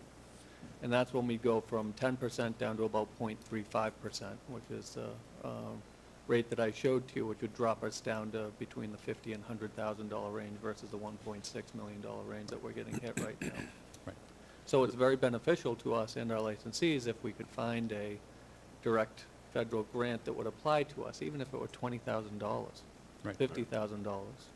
Well, I think this is a little bit slightly off target. I mean, I think it's definitely worth, for this reason, Jeff, to have you and anybody think about, are there such grants? Because it sounds like it has a ripple effect, which affects everybody. It's not just your application. But let's pick this up. I mean, it's an important thing for us to pursue. Correct. Because if $10,000 grant saves us $1.4 million, we might want to get pretty serious about finding that $10,000 for something. But let's pursue that later time. But that's a great thing to pursue. Okay. Thank you. Yeah. Is there other discussion on the motion? I had a couple. I have a comment. Okay, sorry. Yeah, if I could, I have a comment on it, which is that certainly in spirit, I'm supportive of the concept, but I'm kind of caught by surprise with the motion. I don't see it in our papers, and I think we need some further discussion internally and with finance in particular as to how this all fits together. Well, what the motion suggests is set it aside, not to commit it or suspend it. So I would say that, okay, I, for one, would be fine setting it aside, but I got a lot of questions, too, about whether we, in fact, go forward. And it would have been good to know in advance that we were gonna have a motion. I don't know where that came from, but I didn't realize we were gonna have a motion. It's no big deal, it's fine, I mean, but it's a detail. I had, It could be a big deal if we're being asked to vote on it. if we're being asked to vote to commit it, I mean, I would probably not be in favor of that, because we haven't done any spade work on it, at least I haven't. But to simply reserve it, I don't have a problem. I think the benefit, again, of setting it aside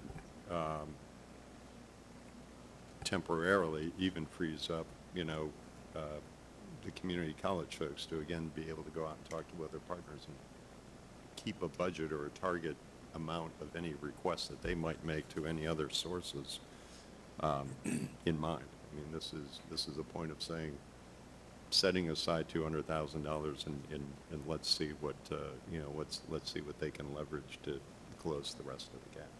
But I think everybody ought to get the message that Commissioner McDonald has expressed, which is, this is not a commitment of $200,000 if we pass this motion. This is to reserve it so that it, or some portion of it, is accessible to us if we decide to spend it. And I have some questions that would add to that as well. But I think that's an important takeaway. Do you have anything else on that? I had a couple, we can get to this later, but when the formal request for a grant comes in, if it does, a couple things occur to me.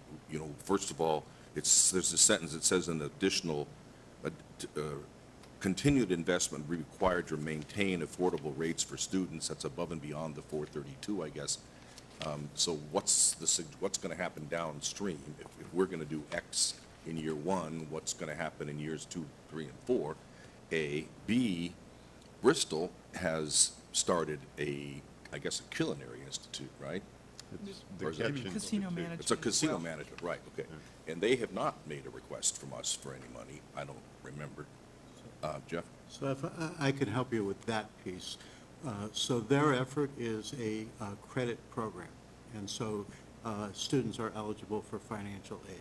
The program training that we're talking about are short and concise and flexible types of trainings that are on the workforce side and are non-credit. Okay, but they can also do them non-credit, can't they? Well- They plan to do that in the future, they haven't done it yet. Okay. Because there is no firm commitment as there is in Springfield. That casino will be opening, those folks will be able to obtain a job. They don't have that in southeastern Mass yet, so that they're right now working on the credit program. Okay. So culinary is a good example. We have credit programs in management and Right. culinary that students can use financial aid to obtain those certificates and degrees, but at the same time, we have workforce training that we, up to now, have been funding through grants. Right, okay. Well, that's interesting. And then the third consideration is Eastern Mass. And what, if anything, are the community colleges and WIN going to be doing here? Are we setting a precedent to do the same thing? No, whatever. You don't have to get into that now, but those are going to be questions that if a formal request comes in, as well as the question that I said, understanding the economics in a comparable facility, just to make sure we understand exactly what's going on, the National Harbor arithmetic. Any other? Well, I had similar questions on that as well. That again doesn't really move us from the current motion, but I'd be interested in discussing at a future time options that maybe have been contemplated already, or maybe it'd be interested if somebody was going to contemplate them.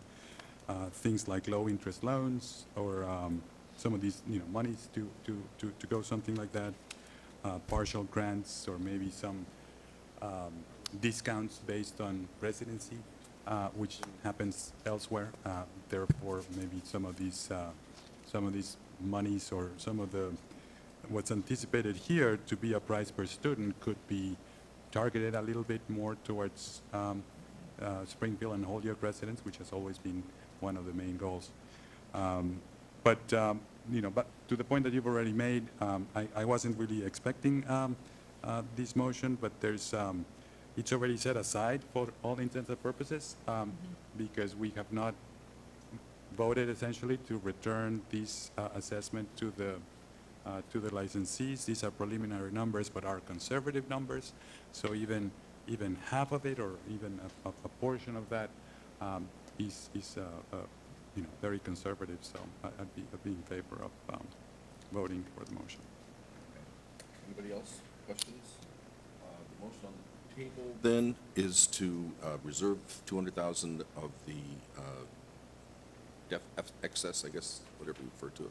Projected excess. Projected excess Of the budget. for the possibility of support of the training program in Holyoke, in Springfield. All in favor of the motion signify by saying aye. Aye. Aye. Opposed? I'm opposed, but only on a process point. I just Okay. wasn't expecting it, and I think that before we even have a vote like this, that there should have been more consultation with the staff and consideration of the repercussions for the other licensees. Totally supportive of the principle behind it. Okay. Then the motion passes 4-1, and Commissioner McDonald opposed. All right. Thank you. Thank you very much. Thank you. Thank you. You've got one more, Jill? One more. No, that's the license diversity audit. Yes. And my colleague, Joe Delaney, will be joining me. I was gonna let them finish this. Yeah, I was gonna suggest, a little, it's 12:15. I was gonna suggest that we finish Director Griffin's work, and then we've got some things that could take a little time in the afternoon, still left. So I was gonna suggest we take a half-hour, 45-minute lunch break and come back. Is that all right for everybody? Okay, I prefer the half hour rather than the 45 minutes. all right. Yeah, this is, Do you have a? Yeah, I we're- wonder if there's maybe not one issue we could get done before lunch to free up some folks who've come. The pedestrian bridge study issue. that's Right. gonna take a while, right? I mean, if we, no? I don't think so. I hope not. I see a Maybe. lot of shaking heads. Although I'm not good at judging these Okay. things sometimes. If it's good, why don't we get through this and then we'll see where Okay. we are. Yep.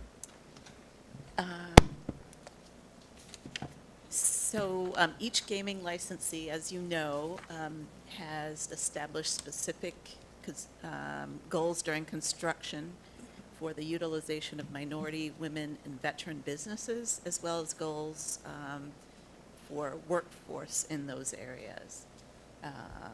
The licensees report monthly to our Access and Opportunity Committee on the status of their construction goals. But in order to provide adequate oversight of the licensees, MGC staff is developing a protocol to conduct regular evaluations of the information that's submitted to the Access and Opportunity Committee. And the purpose of this protocol is to establish a formal system for MGC staff to review and evaluate the methods by which the diversity data is collected, disseminated, and reported, and to verify the accuracy of the data. I'm going to turn the mic over to Joe Delaney to talk a little bit about the process of what we have done. Great, thanks, Jill. Thank you, Commissioners.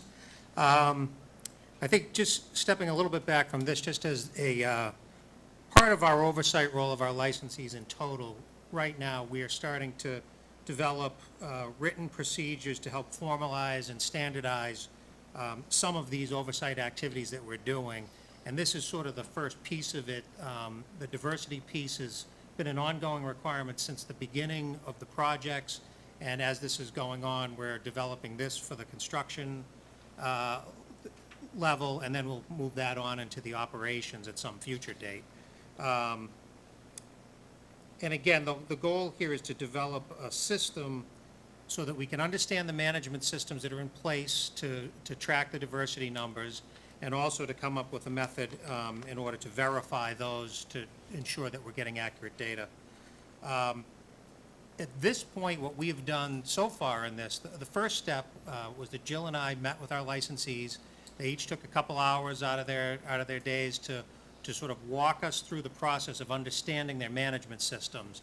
And First thing I have to say is the licensees were fabulous in working with us on this.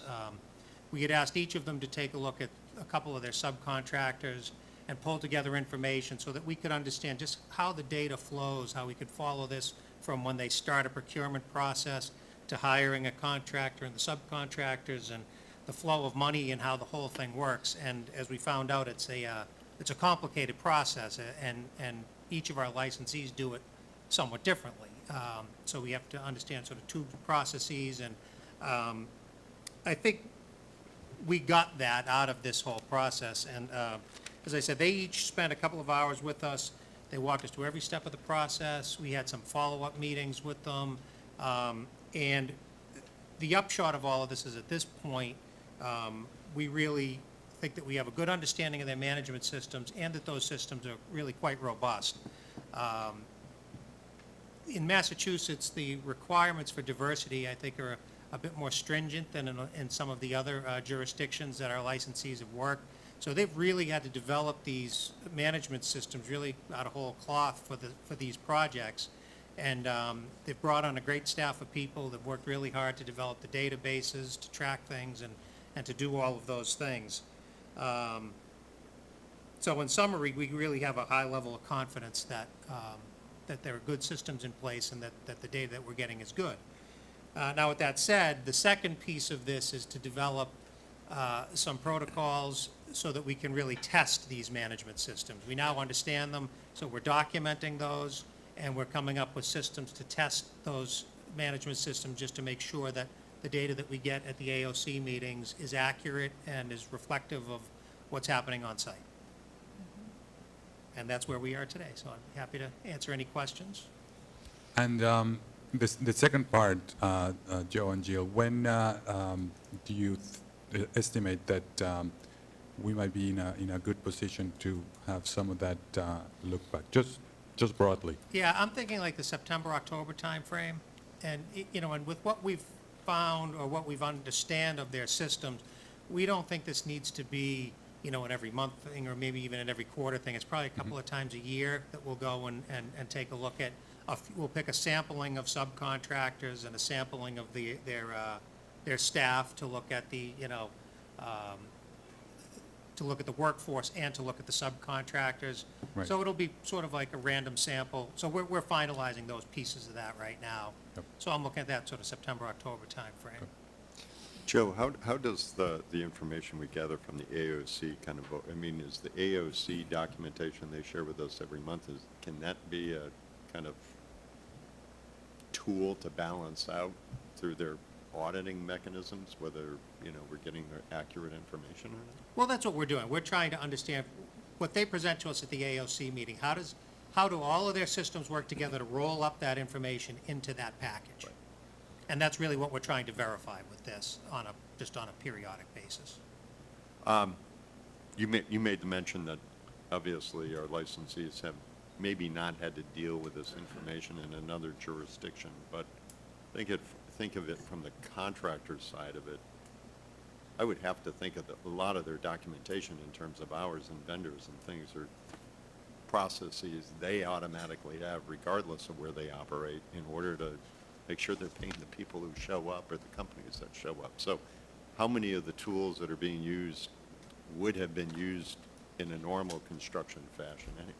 Well, I think a lot of them, for instance, the tracking of certified payrolls. Suffolk already does certified payrolls. Tishman, not as much as Suffolk was doing, but they use them on some of their projects and not on other projects. So there's been some modifications of existing systems, I would say, to get sort of to this level. It's not a complete blank slate of paper, but. Okay. Yeah, let me just perhaps highlight one of the needs here to do it in two phases, because there's still an ongoing, or the desire to do it in these two phases, because it's something that we are very sensitive to, but there's still an ongoing way in which this data is coming to fruition, because the way these contracts are laid out, there's the commitments that are made, they have to flow through subcontractors, for example, and the look back can effectively only happen, after those contractors are off the job, and then you can do some kind of real true-up, even on an exception basis.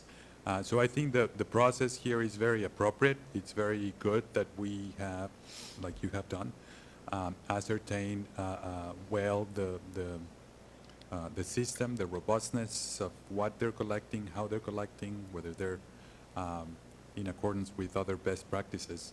But that second phase is also going to be very critical in terms of us being able to test those systems in real and appropriate ways. So I think it's a good process. I have a comment I'd like to make here too, and it's just to underscore the importance, I think, of what Jill and Joe have been doing here. I participated in either one or two of the early meetings of this ad hoc, what was at that time an ad hoc group, and it arose from my concern as to how important to get verification of the data that we're being provided on the achievement of the milestones in the workforce development and affirmative action area. As I've said a number of times since my coming onto the commission, the accomplishments of our licensees and of the commission so far in this area have been the most impressive achievements that I've been exposed to. With that, however, came the notion in my head, yes, these are really incredible numbers, but are they accurate?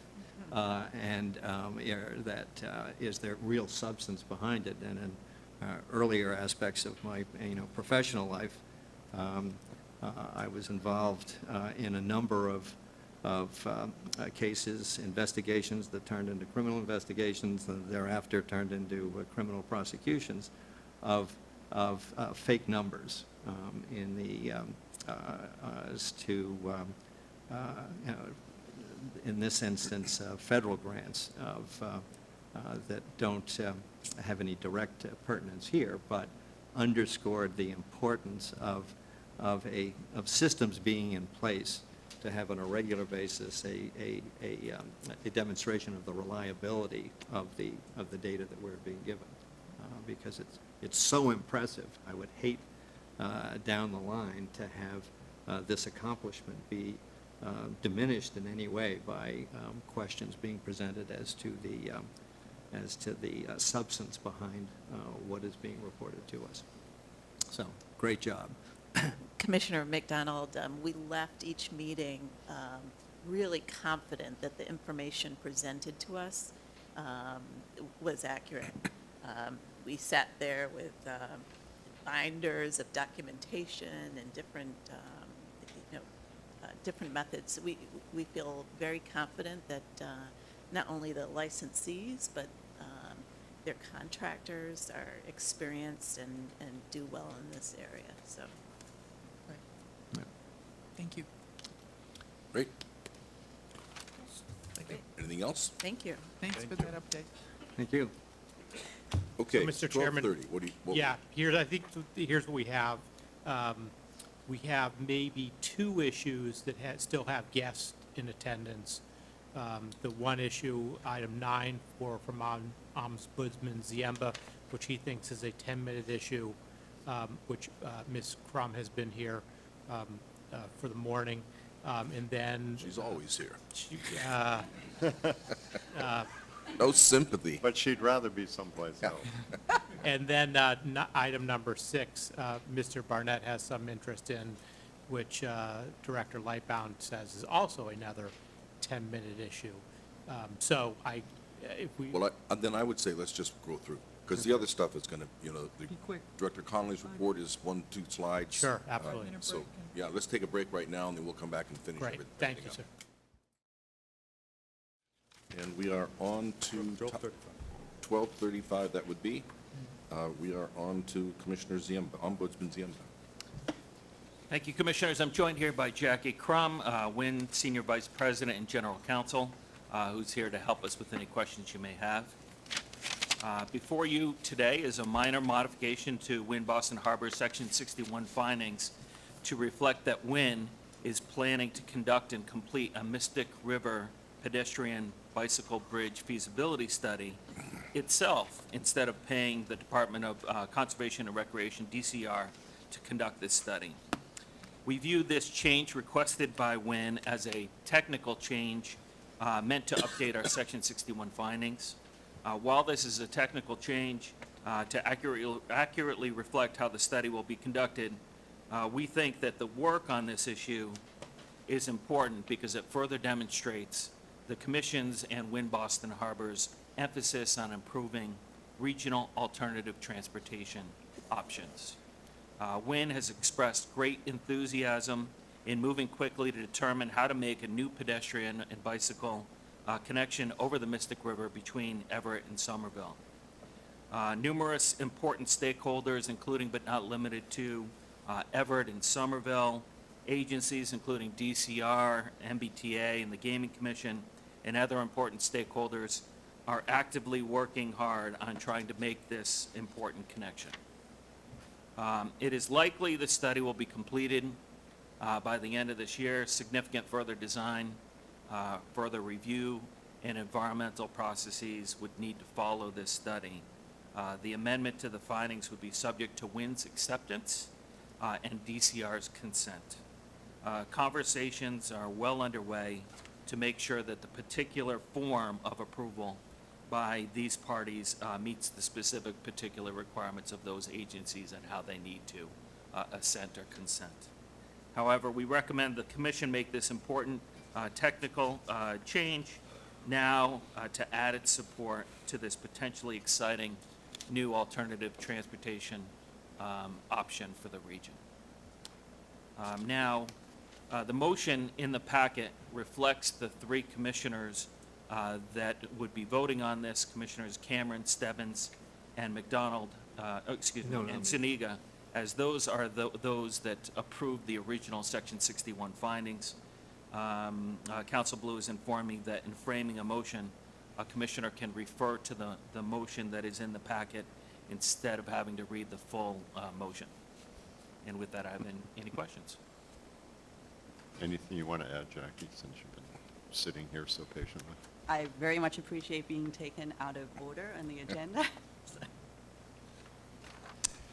The original purpose for this was to move this process along, and by WIN conducting the study, this will start immediately if approved?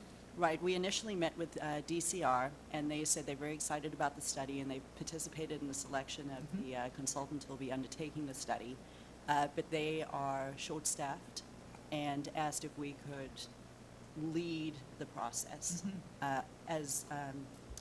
As John said, everything would be subject to DCR's approval, and we've put together a robust stakeholder group, and that stakeholder group will drive the process. It's not us making the decisions. And we have spoken with DCR as recently as this morning.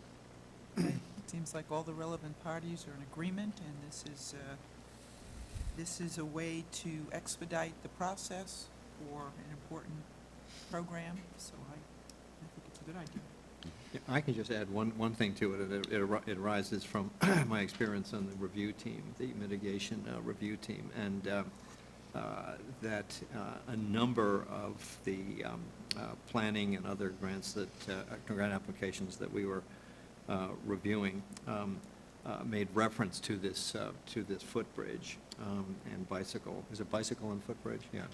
And including not just Everett and Somerville, but if I recall, Medford as well, and even Malden. That for a relatively small investment, there's an opportunity here for linking up these communities in ways that don't exist now. So without showing my hand on the final, on the final product, at least conceptually, it's an extremely significant addition, structural addition to the geography that part of the metropolitan area that is proximate to the Wind Boston Harbor. Yeah, I'll, Go ahead, go ahead. make the motion. Well, yes, I was ready to make a comment on a motion, I suppose. I think this is purely a technical matter. I think the spirit of and the purpose of when we wrote the Section 61 findings is clearly met. It's actually expedited by WIN undertaking this. So I think just given the significance of those Section 61 findings, I think it's very appropriate and that we're very cautious and in terms of drafting the motion and making it as these things happen, as they will probably continue to happen. Their efforts of the licensee to meet all of those requirements. So I would move that the Commission vote to approve the first amendment to the Section 61 findings and incorporate into Region A the Category 1 gaming license concerning the minor modification to the condition regarding the Mystic River pedestrian bicycle bridge feasibility study as outlined here in the packet and described in detail relative to its fulfillment. Second. Is there further discussion amongst those who can discuss? All in favor? Aye. Opposed? The ayes have it unanimously among available voters. That would be Commissioners Camera, Zuniga, and Stebbins. Thank you very much. We Thank look you. forward to coming back and showing you the proposed design. Yeah, no Thank kidding. you. Thank you. I agree with what Commissioner McDonald said. As you know, it's really, that whole thing is a really cool ad for everybody. And the fact that virtually nobody's opposed to it is like a miracle in heaven. We can only hope. Yeah.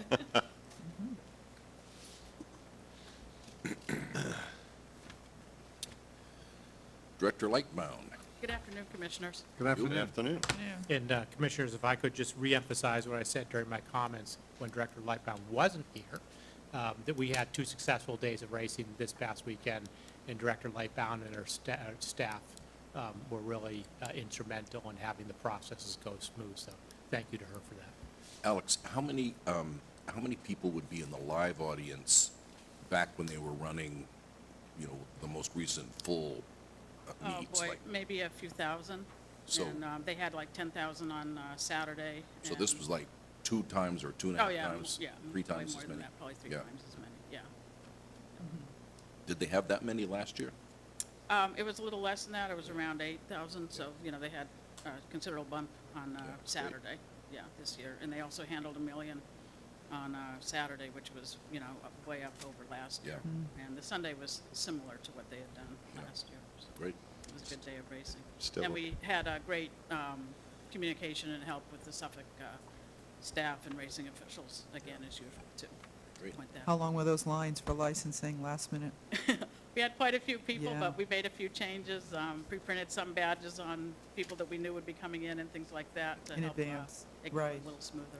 Yeah, please thank the team. I know that it's a tremendous effort by the licensing, the state police, and all of our other staff out there to do that on short notice for these days, so please. They do a great job. I really appreciate the work they do Yeah. for us. Mhm. All hands on deck on the. Right. Yeah. Just shows with those numbers, though, there's still a passion and still an interest. There is, and, all the people that ship in for these races are really excited to have them. They like the track, they like the people associated with it, so it's always a good day. Yeah. Terrific. Yeah. So our first item today is the local aid payments. I'll turn it over to Doug O'Donnell, our senior financial analyst. Good afternoon, Commissioners. Good afternoon. The first item is, as Alex said, the local aid distribution. This is done on a quarterly basis, and it's for 6 months in arrears for handles that were done. We do need your approval on this. The total amount for the June 30th payment is $185,798.54. And you will see on the second page that it is the distribution amounts to the local cities and towns where racing takes place. Doug, it's late for me to ask this after all these years, but does local aid get a share of, and I guess, are these ADW providers? Yes, as So well. they get a share of This the ADW? Yeah, they Okay. do, yeah. Right. So are those TVG, Express Bets, Twin Spires? And Naira Bets are the ADWs. And for- those are the big ones in the Yes, wor- they in the are. country? The TVG, Express Best, and Twin Spires are the three big ones. Right. And you can see the, the comparison in the total handle, where Suffolk did 10 million for the quarter, and the TVG alone did 10,881,686. Yeah. So the handles are considerably higher with the ADWs. And Right. TVG stands for? Good question. Oh, okay. But that's but that's ADW? Yes, yeah, it's Okay. a And you, account and deposit tell me wagering. again what ADWs are. It's an account deposit wagering. Okay. So it is done with handheld devices, computers, where you can bet through Suffolk Downs on any race in the country. You do not have to be on site. These are for Massachusetts residents Right. And that you have an depo- account with you these deposit particular. money in advance. Yes, you do, yeah. And is that the simulcasting, is that connected to the simulcasting Yes, it is. function? Mhm. That way you can watch the derby at home Right. And still bet on it. and still bet on it. Oh, so you don't have to actually be at the track? Well, that's just it. It's really an off-site. If you're a resident within the state of Massachusetts, if you have an account with an ADW, you can make a wager without being on track. The simulcasting is basically betting on other races throughout the country at the track. Right. And then, basically you do the account wagering if you're basically not If at the you're off track. track. So Suffolk On Track includes both the live handle on the Suffolk races and the simulcast that Suffolk people do from the facility? Yes, wagering on the facility, correct. For both the Suffolk Downs races and for simulcast? Yeah, for live and simulcast. Do you know what the split is between those two, of that 10.6 million? What was actually live handle? Live handle for the year was 2.5 million. So it's, if you break it down for 6 days last year, say it's roughly 300,000 to 400,000 per day. So with that, quarterly last year, they didn't run live last October, November, December. Right.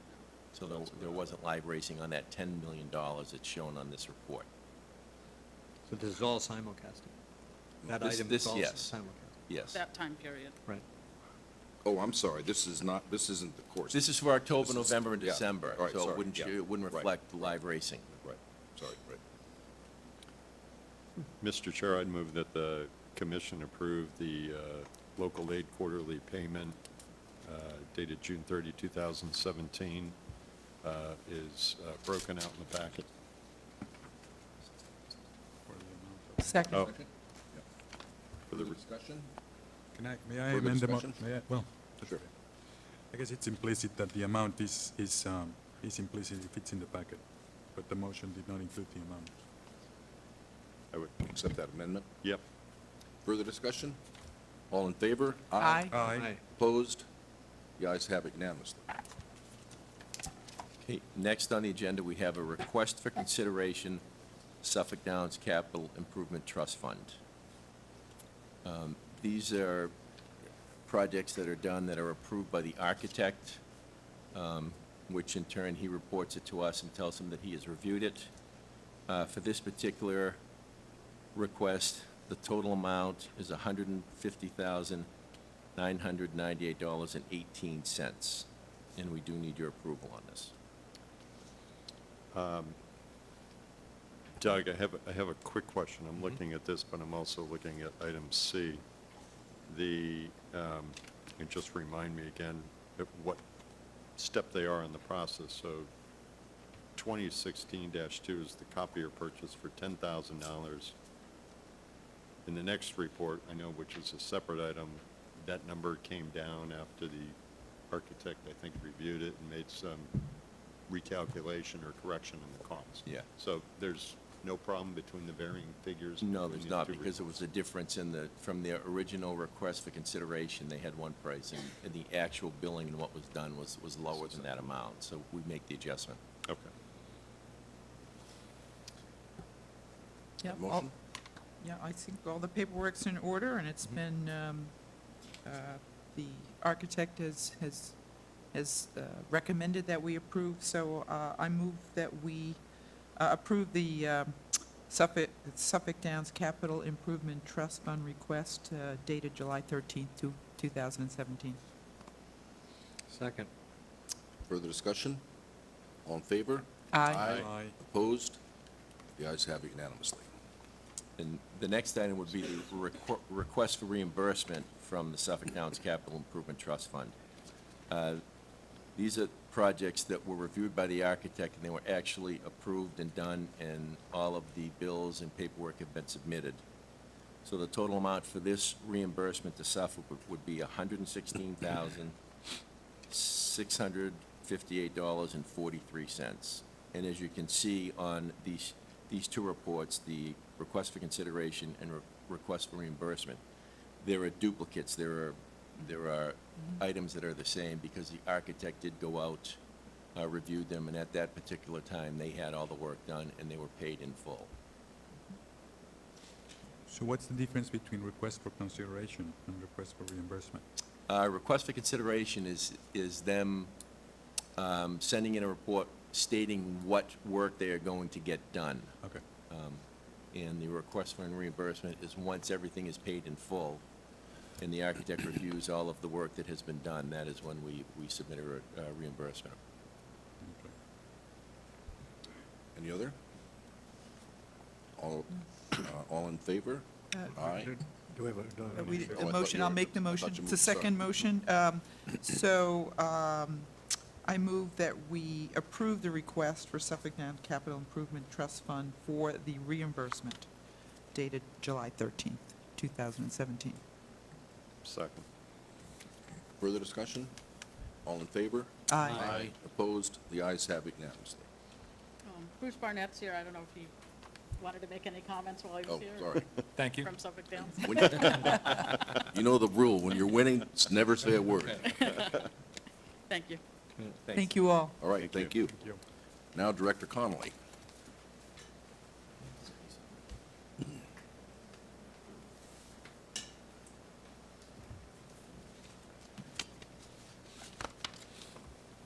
Good afternoon, Commissioners. Good afternoon. We find ourselves here again, next quarterly report, yet another way to mark time passing. It feels like I just gave the last one.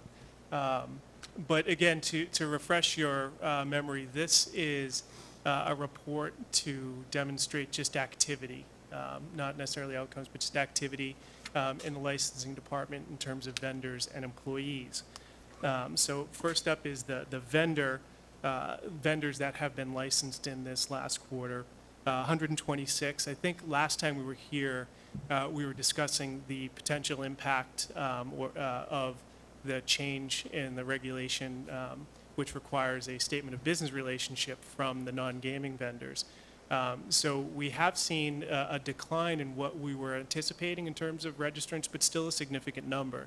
And that's a reflection of the fact that we are seeing, increased activity at both MGM and Wynn as they get on board. There are a number of the non-gaming vendors coming on board. I think that probably the most relevant and important piece of information on this slide isn't necessarily the activity that happened this past quarter, but rather what's to come, and that's the pipeline and what we're looking at. And I know you've heard from Director Wells a number of times how we're looking forward to the primary vendors that are coming through the pipeline. And so in the next 2 quarters, we expect probably an additional 5. That's a bit of a lower number. It's really more towards 8 new vendors on the primary side and 12 renewals that we'll be working on. Now, they won't be fully through the process at that point, but they'll be actively in the licensing and investigations phase. Those renewals, again, those are all primary vendors that went through the initial licensing process 3 years ago, and we're already in contact with almost all of them in terms of initiating the renewal. I would remind you, we did institute the abbreviated renewal process, and so far, everyone who's been offered that option has taken it with no surprise. On any questions on the vendors? Yeah, on those renewals, is it fair to assume that many of those will also be vendors potentially for MGM? Because many of them started with Yes. with PPC. Yeah, what you'd notice is, again, the ones that started for PPC obviously are the ones that provide electronic games. So you'll see them, again, working with MGM and I'm sure with Wynn. There are some additional electronic game vendors that will be coming online that have been newly identified, but the vast majority, Scientific Games, Konami, of course, are probably going to, we'll see across all the casinos, I expect. Sounds good. Paul, how do you expect some of the numbers in the near term to fluctuate on vendors now, knowing that we've instituted the business relationship I expect document? Yeah, I expect it to be pretty steady. I think, that 51 number will actually probably grow. Again, as MGM and Wynn start to add, the activity increases and they're moving, or at least planning on moving more from construction to some of the, more advanced phases in terms of setting up for operation. We should see a lot more of them come on. But, it's a pretty steady, I'd say, Commissioner, it's a pretty steady flow. I do want to, recognize that it was a bit of a transition getting that business relationship statement. It was a complete change in the way we did business. And the casinos, the licensees rather, have been a really good partner in working with their potential vendors to get them on board with obtaining that statement, which isn't always easy when, especially, on MGM's part, when you're talking about a large corporate entity that has corporate purchasing. It's not just the local people you have to, get on board. It's Vegas, and so but it's working quite well. Anybody else? Okay. Go ahead. No, sir. On the employee side, not a busy quarter, but not a big change from last quarter. Most of the employees you see, not surprisingly, are Plain Ridge Park. And again, I think the real important piece of information on this is not necessarily this quarter's activity, but what we'll see, and that is MGM is really, we've been working with them to project out when they're bringing folks on.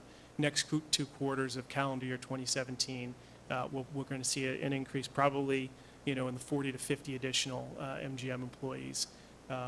So we're going to start to see those numbers ticking up. And of note, we, and I know we're going to be talking about this in a future meeting, but we went live with the LMS in terms of the casino portal this week. Just met with MGM this morning. They're already in it on board, meeting with Plain Ridge next week. And so they have that look in to the status of their applicants right now. So it's good. So the attrition rate continues to be significant at Plain Ridge.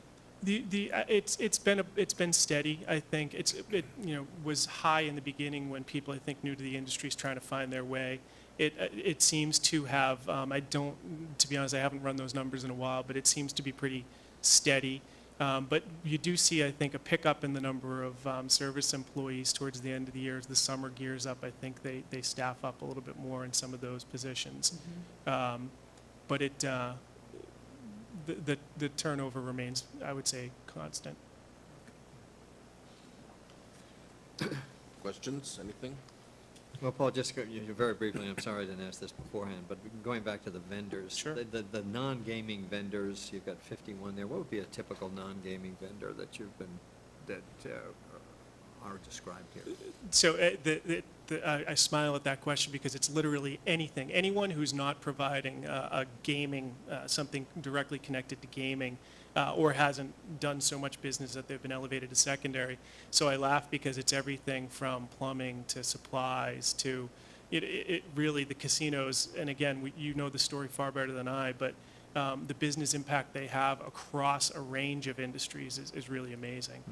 So, Commissioner, it's you name it, they're probably working somewhere. But is it mostly, would this be in this time frame be PPC still? It's a good mix, mostly PPC, yes, but MGM and WIN are sending us a decent number of NGVs. Like who are Win and MGM sending? So a lot of, people who are going to be supplying materials to the facility itself, so everything from textiles and chairs and furniture, they have to get them on board now because the procurement timelines are Those are really long. vendors. Those are vendors. I thought you were talking about employees. No, I was talking about vendors. Oh, sorry, Yeah. okay. I went out of order. I should, Sorry. that's why It's all I right. wish I'd asked it before. I just, got it. And on the same, on the employee side, Mr. Chairman, it's mostly you see kind of, your executive suite folks are coming on board now, as well as some of the people who are the front office, doing the administrative work. It's a pretty good mix. But we've been working with both licensees to really project out who they're bringing in this year. Great. Set? Thank you. Thank you. Thank you. Thank you. Thank you, Paul. General Counsel Blue. You have in your package today a small business impact statement. This is for amendments that you previously approved to 205 CMR 134. These were the amendments, I believe, we passed by emergency that took outside directors and sales representatives out as automatic qualifiers, and we took them out of the background investigation process. So what we need you to do today, if you would, is approve this small business impact statement and authorize the staff to go ahead and file it and finish up the promulgation process. Mr. Chair, I'd move the commission approve the small business impact statement for 205 CMR 134 is included in the packet and authorize the staff to take necessary steps to file it with the Secretary of the Commonwealth and proceed with the formal regulation promulgation process. Second. Further discussion? All in favor? Aye. Aye. Opposed? The ayes have it unanimously. Thank you. We are at item 10. Any commissioner updates, field trips, or anything? I have just one. I don't want to hold this up. I know we've gone at this a long time today, but had a great AOC meeting out in Springfield on Tuesday. And Susan Moyer and some of the group that were here earlier, have been at those conversations since the beginning. And it was great to hear Susan say in this meeting that, At the AOC meeting? At the AOC meeting, we have now evolved into a partnership phase and not an opposition phase, kind of keeping you to task. Coming from her, that's a compliment. Well, Jill and I both fell over, but, Susan was up front and MGM said, hey, we have another way that we want to partner with you. But there were just some great information that came out of that meeting. And I was reminded, I think it was Newsweek or Time used to have a little column where they give you a number and they tell you what that number meant. But some of the numbers, and we obviously had a conversation about the validity of those numbers, so, but some of the numbers that they threw out were, and this is related to the wind project, 7%. 7% is the number of folks on the wind construction site who are from Everett. So their workforce, construction workforce, 7% of those folks are from Everett. 28 is the percentage of residents from the host and surrounding communities working on the wind project. 82 is the percent of wind construction workforce who are Massachusetts residents. MGM had some interesting numbers. 92 is the number of diverse companies that they've worked with on the MGM project. 103 is the number of union members potentially being placed on this project through the support of the MGM-supported Community Partners Network program. 50 is the number of eligible union applicants they've identified. There was also a gentleman who came in with Fontaine Brothers, which is one of the major contractors on the project. Young gentleman from Springfield, owns a diverse painting business that has been a family business that is now growing because now they're doing union construction projects. He is doing work with Fontaine on that 95 State Street building. He is also hopefully going to sign with Wynn to do a project out east. And he came up with a line that I think struck everybody at the meeting. He says, "These projects are changing the financial fabric of our family tree." Wow. And that was, Wow. that just hit all of us in the room in the heart. Wow. So, just That's wanted worth to keeping, Elaine. share that with you. That's a great one. And next week, the licensing team and Jill and I are going out because MGM is having another big vendor event to find and identify local businesses. Paul goes out and talks about the licensing process. Jill is there talking about diversity, and they had a great turnout last time, but I'm sure the turnout's going to be higher as we start to creep closer to their opening. That's great. It is great. Well, you should take some personal satisfaction, Commissioner Stebbins, because this has been your baby, and, you know, you've been on top of this from basically day one, and have done a great job in keeping everybody's feet to the fire, so I hope you feel good about that. Thank you. Anything else from commissioners? I had one thing under item 11 that actually just occurred to me yesterday, but was very much reinforced by the diversity evaluation discussion that we had as a result of the audit from the state auditor. And that is that we are now and are in the process of becoming a big grant-making agency, among other things we do. When we get going between the Racehorse Development Fund, the Public Health Trust Fund, and the Community Mitigation Fund, we're going to be granting $30, $40, $50 million a year. And I don't think we have in place yet some kind of audit process to see that our grant monies are doing what we think they were supposed to do. Just, you know, it's just a new thing, it's a sidelight to our business, but it's with the last round of community mitigation monies. So I was thinking, if nobody objected, that I would ask Commissioner Zuniga, Director Bedrosian, and Director Lennon to start thinking about that. And Janice maybe put it on the pending list as a topic, because I think it's something we need to think. We need to be able to answer a question: did that money actually go for what you sent it to those folks for? Right. So if you would be willing to Yep. take that one on, I think Absolutely. that's a big one. Yeah, and to that end, we do track the monies and the expenditures, you know, relative to, and we can provide reports, and we have been providing periodic reports on the actual expenditures relative to approved monies, for example, from the Community Mitigation Fund, the use of the reserves. But I think it's entirely appropriate to, now that those monies are being spent, and then there's a second request perhaps for a similar program, that we take a look at, you know, the effectiveness of the prior program and Right. so on. Right. And I don't want to create a big bureaucracy or anything, No. but whatever sort of a best practice is for agencies like ours for these kinds of grants. Right. Would be great. Well, it's an accountability and audit function that I think is very important. It's just an Absolutely. extension, or just an application to this setting Right. that you're describing of why I thought it was important to do in the workforce and opportunity Right. area. Are the numbers real? Right. What have you in fact done? Right. And that But, discussion that you all just had about that reinforced that thought in my mind. Extend it to the same. I agree. I will personally go check to see if the ambulance showed up, but over at at Plain Beach Park Casino, the Right. one that can get into the Right. third floor. And that crime analyst over in Attleboro or wherever. Okay, anything else? Do I have a motion to adjourn? So moved. All in favor? Second. Aye. Seconded by Commissioner Zuniga. All in favor, aye. Aye. The unanimous consent. Good work, team. Thank you all.